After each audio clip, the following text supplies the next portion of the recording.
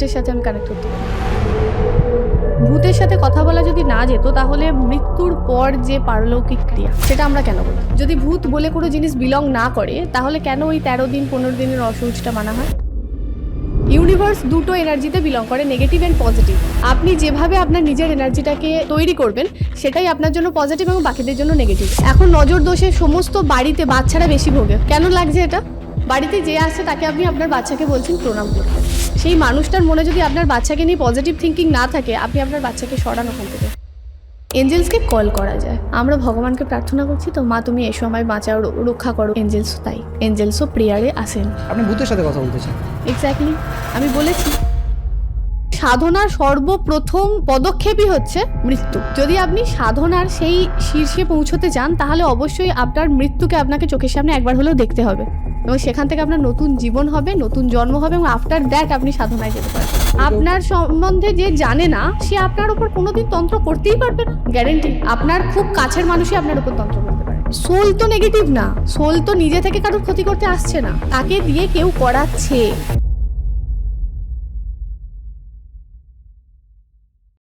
এত কম বয়সে সাধনা, স্পিরিচুয়ালিটি, হাতে রুদ্রাক্ষ, এর কারণগুলো কি? প্রথমত হচ্ছে সাধনা একটা অদ্ভুত জায়গা।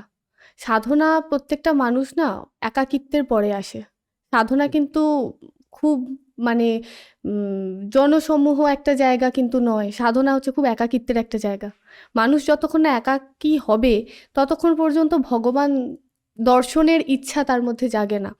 তো আমার এই সাধনার যে লাইনটা আপনি বলছেন, এতে আসার সর্বপ্রধান কারণ আমার বাবার মৃত্যু।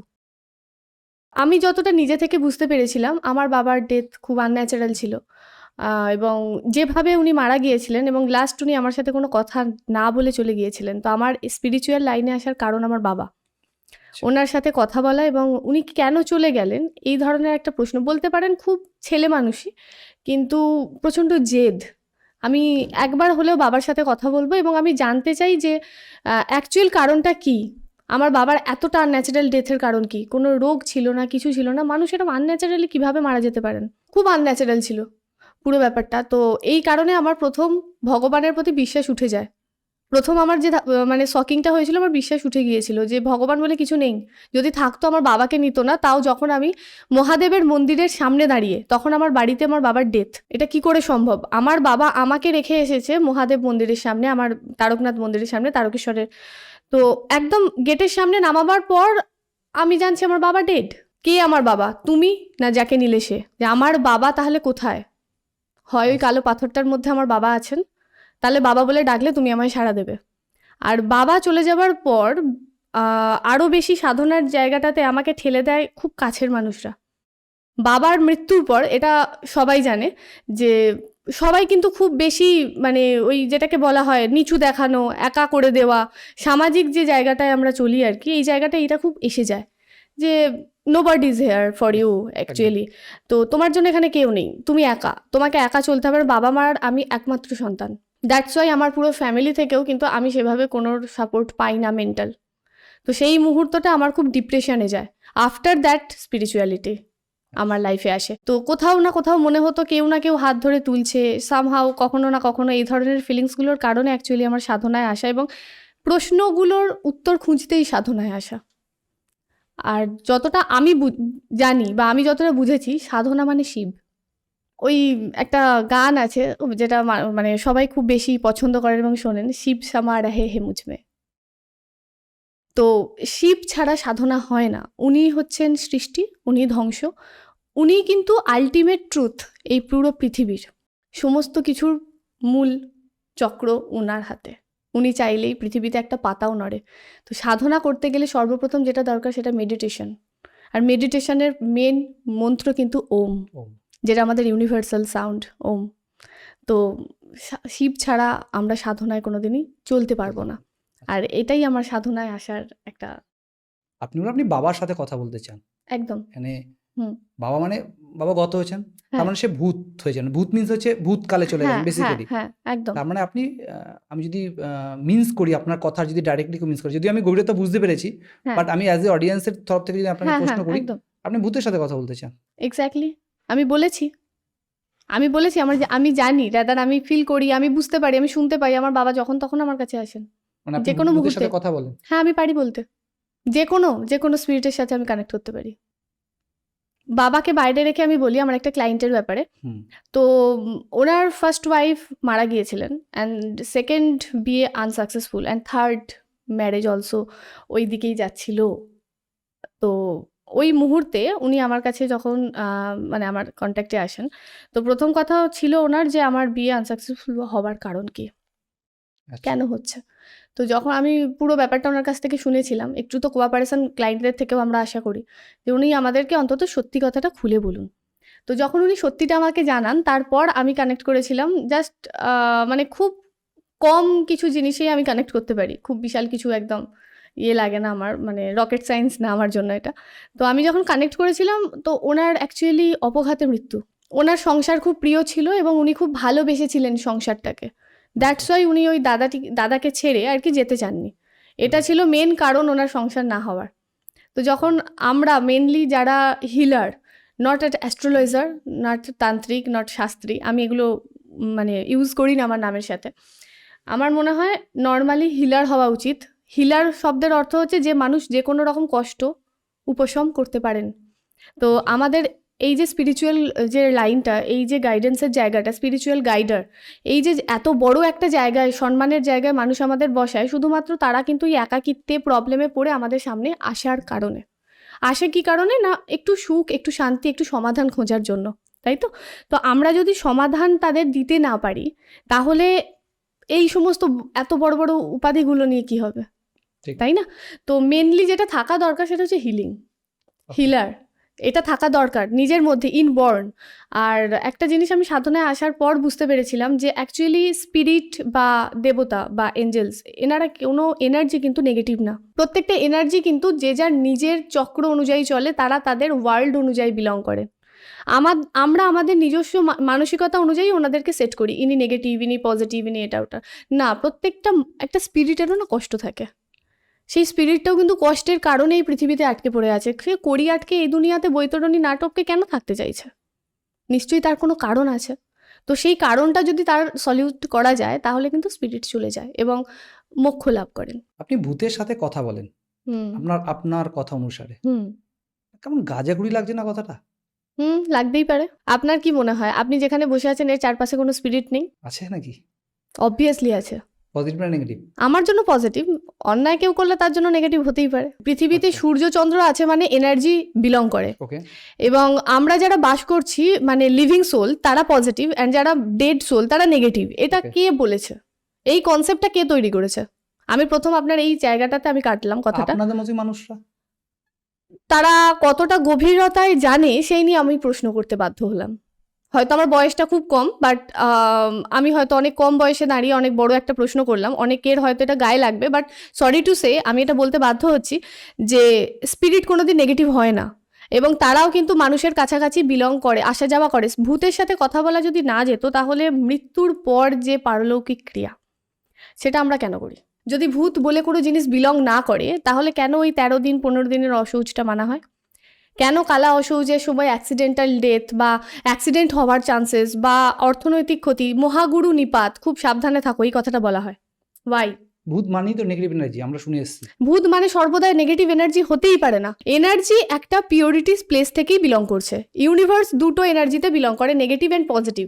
আপনি যেভাবে আপনার নিজের এনার্জিটাকে তৈরি করবেন, সেটাই আপনার জন্য পজিটিভ এবং বাকিদের জন্য নেগেটিভ। একটা মানুষ, সে হয়তো, আমি একটু মানুষের জন্য লিভিং সোল দিয়ে আপনাকে উদাহরণ দিচ্ছি। একটা মানুষ বেঁচে আছেন, উনি আপনার সাথে খারাপ করেছেন, আপনার জন্য সেই মানুষটি নেগেটিভ, কিন্তু তার ফ্যামিলির জন্য তো সে ভালো। একদম। ফ্যামিলির কাছে তো সে পজিটিভ। হতে পারে সে আপনাকে কষ্ট দিয়েছে, দ্যাটস ওয়াই সে আপনার জন্য নেগেটিভ। আপনি তাকে দেখলেই একটা অন্যরকম ভাইবস ফিল করেন, সো আপনার জন্য তার এনার্জিটা নেগেটিভ। বাট সে তার ফ্যামিলির কাছে খুব আদরের এবং সম্মানের, সো দ্যাটস ওয়াই সে কিন্তু তার বাড়ির লোকের কাছে পজিটিভ। এবং তার বাড়িতে তার মা, তার দাদা, বৌদি, হোয়াট এভার, বাচ্চা কাছে সবাই তাকে দেখলে, ও তুমি এসেছো, শান্তি, মানে সে বাড়ির জন্য পজিটিভ। তো মৃত সোলগুলো কিন্তু ঠিক তাই। অ্যান্ড আমরা যারা সাধনার লাইনে আছি, কথাটা অনেকের সাথে খুব পরিচিত, অনেকে এটা জানেন, স্পিরিট গাইড যারা মারা যান, আমাদের পূর্বপুরুষ, ওনারা কিন্তু আমাদের গাইডেন্স দেওয়ার জন্য আসেন। আমার সাথে এরকম একটা ঘটনা ঘটেছে, আমি খুব শর্টে একটা ঘটনা বলছি। একজন মানুষ খুব বড় শক্তিশালী, উনি ওনার জায়গায়, অবশ্যই আমি অপমান করছি না, বাট উনি আমাকে কিছু নেগেটিভ এনার্জি সেন্ড করেছিলেন। অনেক কষ্ট পেতে হয় এবং সেটা কিন্তু শারীরিকভাবে হিট করে। তো আমরা এরকম একটা সাধনার মধ্যে যুক্ত ছিলাম। সাধনা আমরা মেডিটেশন টাইমে বুঝতে পারি যে একটা খুব নেগেটিভ এনার্জি আমার কোথাও আমার মানে পুরো এরিয়ার মধ্যে ঢুকছে। আমার চারপাশে কুকুর টুকুরগুলো রাতে প্রচণ্ড চেঁচামেচি চিৎকার শুরু করলো, শিয়াল ডাকতে শুরু করলো, আমি বুঝতে পারলাম পেঁচা ডাকতে শুরু করলো আমার খুব কাছে, এবং রাতের বেলা কাক এসে ডাকছে। আমি বুঝতে পারলাম এখানে এমন কিছু নেগেটিভ এনার্জিটা মানে আসছে যেটা আমার পরিচিত না এবং আমাকে হিট করার জন্য আসছে। একটু থামাচ্ছি, আপনি কোনো গ্রামে থাকেন? না, গ্রাম তো বলতে পারবো না। এটা শিয়াল কোথা দিয়ে এলো? শিয়াল তো আসবেই। সাধনা যে জায়গায় হচ্ছে, কোনো ভালো কোনো সাধনা যেখানে ভাইব্রেশন ক্রিয়েট হচ্ছে ভাইব্রেশন যেটা ইউনিভার্সের সাথে মিশছে, সেখানে শেয়াল আসবে, সেখানে পেঁচা আসবে, সেখানে কাক আসবে, রাতের বেলা পাখিও ডাকবে। তো এরকম একটি ঘটনা আমার সাথে ঘটেছে। তো উনি আমাকে পাঠাবার চেষ্টা করেছিলেন, আমি ওনাকে দুবার বারণ করি যে না, আমি এটা নিতে চাই না, আমি এটা নিতে পারবো না। সো আমি প্রথমত এটা ভয় পেতাম। স্পিরিচুয়ালিটি খুব মানে অ্যাট্রাকশনের জায়গা হলেও খুব মানে সহজ সরল জায়গা কিন্তু নয়, খুব সহজ নয়। এগুলোকে যদি কেউ কন্ট্রোল করতে না পারে তাহলে কিন্তু ইটস কজ বি ডেথ। তো আমি কিন্তু বলেছিলাম আমি এটা করতে চাই না, নিতে চাই না। তো সামহাও সেই মুহূর্তে আমার মধ্যে আমি শুধু একটাই এনার্জিকে চিনতাম, মহাদেব এবং মাতা রানী, আমার খুব আদরের, খুব শখের মা দুর্গা। তো আমি মাকে বলেছিলাম যে আমি জানি না, আমি এটা নিতে চাই না। এটা আমি যদি খুব ভুল না করি, এটা মৌনী অমাবস্যা বা হ্যাঁ মৌনী অমাবস্যার কথা বলছি। আমি বলেছিলাম আমি নিতে চাই না, আমি কিছুতেই এই এনার্জিটা আমার মানে এরিয়ার মধ্যে আমি নিতে চাইছি না। আমার এরিয়াটাকে আমি না মন্ত্রোচ্চারণের, বৈদিক যে মন্ত্রোচ্চারণ, এটার দ্বারা আমি শুদ্ধ রাখি। তো আমি এর মধ্যে মানে আমি নিজেও ভাবতাম এটা যেটা নেগেটিভ কিছু, যে ফট করে এটা ঢুকলে আমার মন্ত্রোচ্চারণগুলো যদি অসুবিধা হয়, আমার মন্ত্র বৈদিক জ্ঞান যদি আমার কেটে যায়, তখন কি হবে? তো আমি এটা নিতে চাইনি। তো আমি তখন আমার স্পিরিট গাইডকে কল করি যে আমি কিন্তু বুঝতে পারছি না। আর হয় না এত কম বয়সে আপনি যেটা বললেন যে এই সিদ্ধির লাইনে আসা, এটা আপনি আমি খুব মানে ডিটেলসে না গিয়ে আমি খুব শর্টে আপনাকে বলি, এটা কিন্তু কারণ হচ্ছে ফ্যামিলি ব্যাকগ্রাউন্ড। এটার অনেক বড় কারণ ফ্যামিলি ব্যাকগ্রাউন্ড। অনেকে ব্যবসার জন্য আসছে এখন। ব্যবসার জন্য যারা আসে তারা স্পিরিচুয়াল গাইডার হতে পারে না কোনোদিন। খুব বিতর্কিত লাগবে কথাটা শুনতে, বাট যারা ব্যবসার জন্য এসেছে না, স্পিরিচুয়াল গাইডার হওয়া এটা কোনো ব্যবসা নয়। স্পিরিচুয়ালিটি কোনো ব্যবসা না। স্পিরিচুয়ালিটি হচ্ছে তোমার চৈতন্য হোক। দেখনদারি যে বিষয়গুলো আছে দেখাচ্ছে, যেটা আপনি একটা ভালো কথা বলেছেন, দেখাচ্ছে দেখনদারির বিষয় অনুযায়ী আমি আপনাকে একটা কথা বলি যে মানুষ আজকাল না চাকচিককে একটু বেশি বিশ্বাস করে, লাইক ডায়মন্ড। আমি যদি আপনাকে খুব সহজ একটা উদাহরণ দিই, সেটা হচ্ছে ডায়মন্ড আমরা সবাই জানি। তো এখন মার্কেট প্রাইস ডায়মন্ডের কি বেশিরভাগ আপনি নিজেও জানেন, এই জায়গাটাতে 15-20 হাজার টাকায় ডায়মন্ড পাওয়া যাচ্ছে। Is this possible ever? কয়লা খনি থেকে যে মানুষটার নামছে ওটা তুলতে, ওনার মৃত্যু হতে পারে। এবং কতটা ডেপথে গেলে একটা ডায়মন্ড আসে, এটা আমরা শিক্ষিত মানুষেরা সবাই জানি। তাহলে শিক্ষিত মানুষেরা কেন 15,000 টাকা দিয়ে ওই ডায়মন্ডটা কিনছে? ওটা কি আদৌ ডায়মন্ড? ওটা তো ল্যাব গ্রাউন্ড, বাট দেখতে একরকম, চকচক বেশি করছে, তো মানুষ ভাবছে ওটা ডায়মন্ড, অ্যাকচুয়ালি তো নয়। ঠিক সেরকমই রুদ্রাক্ষেও রয়েছে, ছাঁচে তৈরি করে মানুষকে দেওয়া হচ্ছে, মানুষ বুঝতে পারছে না। আপনি যে বললেন ব্যবসা করতে এসেছে, এই মানুষগুলোই ব্যবসা করে।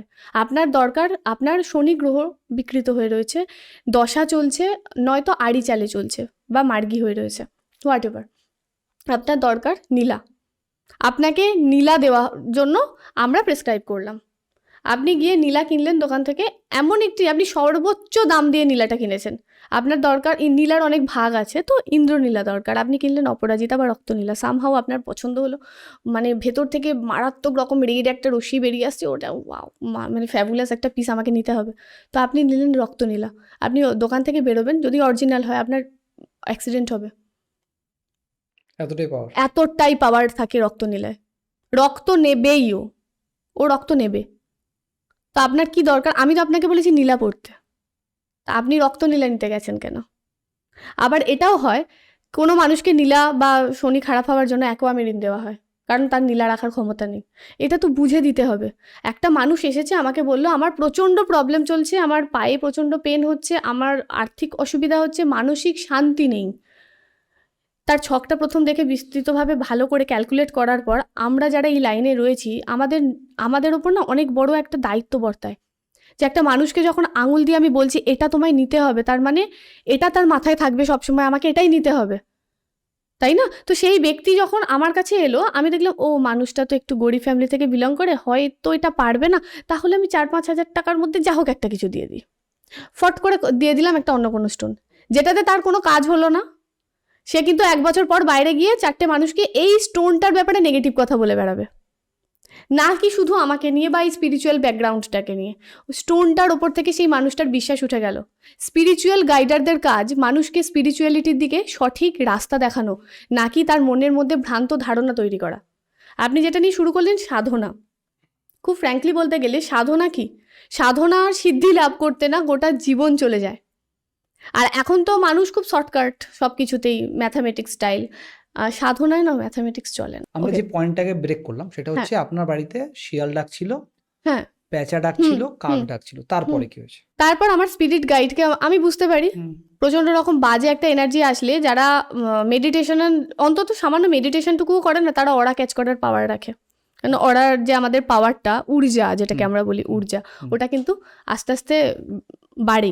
হুম। তো তখন আমরা বুঝতে পারি যে হ্যাঁ, এই সামহাও কোথাও একটা কিছু বাজে আসতে চলেছে, যেটা কিন্তু আমার মধ্যে একটা অদ্ভুত ফিলিংস তৈরি করছে। আমি তখন আমার স্পিরিট গাইডকে কল করি। আমার আগে আমার বংশে যিনি অনেক বড় গুরু ছিলেন, উনিও অনেক বড় একটা জায়গায় ছিলেন। তো আমি ওনাকে কল করি যে আমাকে তুমি পথ দেখাও, আমি এটা নিতে চাইছি না, বাট আমাকে এটা প্রবলেম ক্রিয়েট করছে সামহাও, আমার খুব বেসিক্যালি প্রবলেম ক্রিয়েট করার জন্য আপনার কাছে পাঠাচ্ছে। বিরক্ত, হ্যাঁ, প্রবলেম ক্রিয়েট করার জন্য বা হিট করার জন্য, যাতে আমি আমার এই যে মেডিটেশনাল যে সাধনা, রাতে বসে কোনো সাধনা করা, এটা খুব মানে খুব সুন্দর একটা কাজ। যে কোনো মানুষ, সাধারণ মানুষও করতে পারে, তবে তার ইষ্ট দেবতাকে নিয়ে করুক, যে কোনো দেবতাকে নিয়ে না করুক, বিশেষ করে দশ মহাবিদ্যার মধ্যে না ঢুকুক। তো আমার কিন্তু দশ মহাবিদ্যার মধ্যে একটি বিদ্যাকে নিয়ে তখন চলছিল মেডিটেশন। তো আমার ওটা খুব মানে অসুবিধা হয়, তো আমি কিছুতেই কনসেন্ট্রেট করতে পারছিলাম না, কানেক্ট করতে পারছিলাম না। যারা আমরা মেডিটেশন করি তারা আমাদের ইষ্টর সাথে কানেকশন আসে, তো আমরা কিন্তু কানেক্ট করতে পারছিলাম না। রাদার আমার সাথে ফোনে যিনি ছিলেন, আমরা একসাথে করছিলাম 2-3 জন, তো উনিও কানেক্ট করতে পারছিলেন না। সামহাও আমার কাছে প্রবলেম হচ্ছে, মানে ওইটা ওনার কাছেও যাচ্ছে, প্রবলেমটা সেমভাবে ক্রিয়েট হয়েছে। তো তখন উনি আমাকে বললেন যে ইমিডিয়েট অরা লক কর, এরিয়া লক কর, এবং তোর স্পিরিট গাইডকে কল কর, বা আমি দেখছি কোনোভাবে কিছু করা যায় কিনা। তো উনি আমার মানে সিনিয়র ছিলেন, উনি আমাকে বোঝাচ্ছিলেন, দেখাচ্ছিলেন, তো উনি কিছুটা আমাকে লক করলেন। আফটার দ্যাট আমি আমার স্পিরিট গাইডকে কল করলাম যে সামহাও তুমি এসো, তুমি এসে আমাকে বাঁচাও, আমি কিন্তু বুঝতে পারছি না এটা কে, বাট এটা খুব নেগেটিভ লাগছে, আমি মনে হচ্ছে যেন কোথাও আমি কিছু একটা খুব বড় হিট হতে চলেছি। তো তারপর আমার স্পিরিট গাইড আসে, এবং আমি বুঝতে পারি যে আমার অর্ডারটা পুরো 4-5টা এরিয়াটা, আমার বাড়িটা মেনলি বাউন্ডারি করে ঘেরা হয়। আমি ওটা বুঝতে পারলাম যে তারপর থেকে আমার না ওই কানেকশান যে পাচ্ছিলাম না, ওটা আস্তে আস্তে আমার মনটা ঠান্ডা হলো, এবং আমি মেডিটেশন স্টার্ট করলাম। আর আমি তারপর যখন আফটার মেডিটেশন আমার পুরো মানে কমপ্লিটের পর আমি যখন শুতে গেলাম রাতে, আমি তখন মাকে বলে শুয়েছিলাম, মা তুমি না এসো, আমাকে একটু রক্ষা করো, আমি কিন্তু এটা নিতে চাই না, কারণ যত রাত বাড়বে নেগেটিভিটি তত বাড়ে, বাড়বে। নেগেটিভিটি এই যে শব্দটা তত বাড়ে। তো আমি কিন্তু ঘুমাবো মা, আমার কিন্তু ঘুমটা দরকার, তো তুমি একটু রক্ষা করো। আমি ভগবানের সাথেও এটা মানে এইভাবেই কথা বলতে খুব স্বাচ্ছন্দ্য বোধ করি। তো আমি দেখেছিলাম আমার অস্পষ্ট ঘুম ভাঙতে, যে আমার ঘরের মধ্যে, এটা আমার নিজস্ব, আমার ভগবানের আশীর্বাদ, আমি জানি না কিভাবে, বাট আমি দেখেছিলাম যে ঘুমটা চোখটা খুলেই একদম তখন বাজবে 3:30-4টে বাজবে সামহ, তো সিংহ আমার ঘরে, মানে সে এমনভাবে মানে কেশরটা ঝাঁকাচ্ছে, আমি ওকে দেখে রাদার ভয় পেয়ে যাই। হতে পারে ওটা আমার মনের ভ্রম, হতে পারে, কারণ যে এটা সায়েন্টিফিক একটা ওয়ার্ল্ড, তো আমি বলছি একদম ফ্র্যাঙ্কলি বলছি, হতে পারে এটা আমার মনের ভ্রম, বা হতে পারে এটা আমার ভক্তি বা বিশ্বাস, যেটা আমার ভগবানের কানেকশন। সামহাও আমি এটা বুঝতে পেরেছিলাম আমি প্রোটেক্টেড, আমার মা নিজে এসেছে আমাকে প্রোটেকশন দিতে। এটার থেকে বড় পাওনা একটা সাধনার লাইনে কিছু হতে পারে না। আমরা পডকাস্ট করি একটা কারণে, মানুষের মধ্যে সঠিক, যাতে সঠিক তথ্যগুলো বিস্তার করতে পারি। হুম। আপনি আপনার সেগমেন্টে অবশ্যই নলেজ এবং জ্ঞানের অধিকারী, কিন্তু আমি আপনাকে বিশ্বাস কেন করবো? সব থেকে বড় কথা হচ্ছে এইটা। একটা কথা আমি আপনাকে বলি, অনেকেই তো ফ্রড, অনেকেই আবার অরিজিনাল। এই যে ব্যাপারটা, আমরা তো মানুষ, আমরা কিন্তু কোনো দ্রব্য নই যে টেস্টিং ল্যাবে নিয়ে গিয়ে টেস্ট করানো যাবে, তাই না? ঠিক। তো এখানে বিশ্বাসের জায়গাটা আমি আপনাকে বলি, প্রত্যেকটা মানুষের মধ্যে একটা পাওয়ার ভগবান দিয়ে জন্মগ্রহণ করায়, তাই না? আমরা যারা সাধনায় রয়েছি তারা কিন্তু এটা জানি যে প্রত্যেকটা মানুষের মধ্যে অ্যাকচুয়ালি কিন্তু একটা পজিটিভিটি রয়েছে, একটা নেগেটিভিটি রয়েছে। আমরা যখন কারোর কাছে স্পিরিচুয়াল গাইডেন্সের জন্য যাই, একটা গাইডার আমাকে গাইডেন্স করবেন, আমরা যখন যাচ্ছি, তো তখন মেনলি কি প্রয়োজন হয়? মানুষটার প্রতি আমার বিশ্বাস, তাই না? আমাকেই কেন বিশ্বাস করবে, আর 5জনকে নয় কেন? বেসিক্যালি আপনার কথাগুলো শুনে আমার এখন যেটা মনে হচ্ছে, অ্যাজ এ অডিয়েন্স যদি আমি আপনার সাথে কথা বলি, সেটা হচ্ছে আমি তান্ত্রিকের গল্প শুনছি। আচ্ছা, ওখানে যেমন বলা Okay. হয় যে ওনার গাস্ত্রবন্ধন না সামথিং একটা ওয়ার্ড আছে যেখানে গাত্রবন্ধন। গাত্রবন্ধন, হুম। যেখানে উনি কোনো আত্মা বা কোনো ক্ষতিকর দেখলে উনি নিজেকে রক্ষা করার জন্য একটা লক করেন। লক করা যায়। আপনি কিছুক্ষণ আগে তাই বললেন। এটা তো সাধারণ মানুষও করতে পারে, এটা শুধু তারানাথ তান্ত্রিক কেন, তারানাথ তারা তো তান্ত্রিক গল্প, তো ওটা জাস্ট গল্পে তো উনি সবকিছু কেন, হতে উনি পারে। গল্পে সবকিছু কেন, রিয়ালিটিতেও সবকিছু হয়। আমি আপনাকে বলে যাচ্ছি, আপনি আজ থেকে করুন না, দেখুন না আপনি রেজাল্ট পান কিনা। বেদ বা পুরাণে যে জিনিসগুলো বলা হয়েছে, গাছ থেকে আমাদের প্রকৃতি মাতা, আমরা বলি প্রকৃতি মাতা, তো প্রকৃতি মা নিজে আমাদেরকে ওরা লক করার সমস্ত জিনিস দিয়েছে। কিরকম? দারচিনি, হুম রক সল্ট, হুম হলুদ, হুম এগুলো কোথা থেকে পাই আমরা? প্রকৃতি থেকে, প্রকৃতি থেকে একদম প্রাকৃতিক জিনিস এগুলো। একদম। তো এগুলো দিয়ে তো ওরা লক করা যায়, মন্ত্র দিয়েই শুধু কেন? কিভাবে? যদি আপনি মনে করেন আপনার খুব বেশি হ্যারাসমেন্ট লাগছে, খুব ডাউন লাগছে, আপনি রক সল্ট, পায়ে পেন হচ্ছে, পুরো সারাদিনের আপনার খুব হেকটিক একটা শিডিউল গেছে, একটা কোনো ড্রামের মধ্যে জল নিলেন, পাত্রে একটা জল নিলেন, তাতে রক সল্ট দিলেন, যে কোনো রকম রক সল্ট হতে পারে, ব্ল্যাক সল্ট হতে পারে, আপনার পিঙ্ক রক সল্ট হতে, পিঙ্ক দিলে বেটার হয়, পিঙ্ক রক সল্ট দিলেন, দিয়ে আপনি পাটা ডুবিয়ে কিছুক্ষণ বসে থাকুন। আফটার দ্যাট আপনি একটু কফি দিয়ে দিন তাতে, কফি, এবং পাটা তোলার আগে একটু দারচিনি দিন। আপনার শরীর থেকে যত রকম নেগেটিভিটি আছে পা দিয়েই কিন্তু বেরোয়। পা হচ্ছে আমাদের শরীরের সব থেকে নেগেটিভ জায়গা, কারণ পায়েতেই আমাদের সমস্ত নেগেটিভিটি এসে জমা হয়। তবে সবাই নমস্কার করে কেন? নমস্কার সবসময় সব জায়গায় সর্বত্র তো করা উচিত নয়। পা মানে পায়েতে নমস্কার অ্যাকচুয়ালি নয়, কিন্তু নমস্কারের প্রধান কারণটা কিন্তু আপনারা হয়তো অনেকেই জানেন না। নমস্কারের প্রধান কারণটা তাকে সম্মান জানানো, নাকি তার পাটা ছোঁয়া ইম্পর্টেন্ট তাই। নমস্কারের প্রধান কারণটা কিন্তু তার কাছে মাথা নত করা, এবং আমার মনে হয় মাথা নত সেই ব্যক্তির কাছেই করা উচিত যার মধ্যে সামান্যতম, যে করছে প্রণাম, তার প্রতি পজিটিভিটি আছে। এবার আপনি বলুন কেন? কেন? কেন? মানুষ তো যাকে তাকে প্রণাম করে, হুম তাই না? সবাই আমাদের শেখানো হয় ছোট থেকে, বাড়িতে বড়রা আসলে প্রণাম করবে। ঠিক। কেন এটা করা উচিত না? আমি বলবো এটা করা উচিত না। এখন নজর দোষে সমস্ত বাড়িতে বাচ্চারা বেশি ভোগে। নজর দোষ কেন লাগছে? এটা বাড়িতে যে আসছে তাকে আপনি আপনার বাচ্চাকে বলছেন প্রণাম করতে, সেই মানুষটার মনে যদি আপনার বাচ্চাকে নিয়ে পজিটিভ থিঙ্কিং না থাকে, আপনি আপনার বাচ্চাকে সরান ওখান থেকে। পায়ে হাত দেওয়াটা নেগেটিভ। প্রণাম ভগবানকে করুন, প্রণাম বাবা মাকে করুন, গুরুকে করুন, শিক্ষাগুরু মহাগুরু ওনাকে করুন, এবং সর্বোপরি যে মানুষটা মাথা নত করার পর আপনার মাথাটা তুলে দেবার মতো ক্ষমতা রাখে, তাকে প্রণাম করুন। অনেকবার আপনি বলেছেন, এবং এটা খুব এখন বেশ মার্কেটে বেশ শোনাও যায়, রিলের যুগে, সেটা হচ্ছে অরা লক করা। অরা লক করা। যেটা আপনি বললেন তার কারণটা, এই অরা বিষয়টা কি? অরা মানে হচ্ছে একটা ঊর্জা। আচ্ছা। যখন একটা সন্তান জন্মায়, আমরা যারা লেখাপড়া করেছি বা যারা এই স্পিরিচুয়াল সম্বন্ধে জানি না, আমরা তারা জানি, আমরা কথাই বলি বাচ্চারা ভগবানের দূত। হুম ওরা খুব শুদ্ধ এবং পবিত্র। ঠিক ঠিক। যত বাচ্চা বড় হতে থাকে তত সে কিন্তু সমাজের সাথে কানেকশন বেশি তৈরি করে এবং ভগবানের সাথে কানেকশন ছিন্ন হতে থাকে। ঠিক। বাচ্চার মধ্যে যে ঊর্জা বা অরা থাকবে, দেখবেন একটা বাচ্চা নর্মালি একটা মানুষের কাছে যেতে পার্টিকুলার খুব ভালোবাসে, আবার একজনের কাছে যেতে ভালোবাসছে না। ঠিক। বাচ্চারা কিন্তু এতটাই পিওর হয়, ওরা কিন্তু সোল চেনে। আমার নিজের দিদির মেয়েদের সাথে এটা ঘটেছে। একদম ছোট বাচ্চা ছিল ওরা, যখন জন্মের পর হঠাৎ করেই না ওদের এরকম হতো, শক হতো ওরা, যে কি হলো হঠাৎ এরকমভাবে। দিদি ফোন করতো রাতে, কি হয়েছে দেখ তোর বঞ্ঝি উঠে পড়েছে, ঘুমাচ্ছে না, চোখগুলো বড় বড় করে উপর দিকেই তাকিয়ে আছে কনস্ট্যান্ট। ও তো কথা ফোটেনি তখনও, ও ইশারা করে বোঝাতো যে এখানে কিছু আছে, এখানটায় কিছু আছে, এখানটায় কিছু আছে। তো আমি তখন ফিল করতে পারতাম, কিন্তু আমি তখন বলতাম মহামৃত্যুঞ্জয় মন্ত্রটা একটু শোনা, একটু মোবাইলে চালা, ওর চারপাশে চালিয়ে রাখ, একটু গঙ্গা জল ছেটা এদিকে ওদিকে সমস্ত দিকে, দেখো আস্তে আস্তে ঘুমাবে। তাই হতো। মহামৃত্যুঞ্জয়ের পর কিন্তু আমি দেখতাম ওই মন্ত্রে এতটাই পাওয়ার যে ও কিন্তু আস্তে আস্তে আস্তে আস্তে কাম ডাউন হয়ে যেত। মানে ওরা লক করা, অরা হচ্ছে বাচ্চাটার মধ্যে থাকে। যখন জন্ম নিয়ে আমরা, তখন ভগবান আমাদের শুদ্ধ অরা দিয়ে পাঠায়, মানে পরমাত্মা সাথে আত্মার মিলন। আত্মা হচ্ছে অরা। ওকে।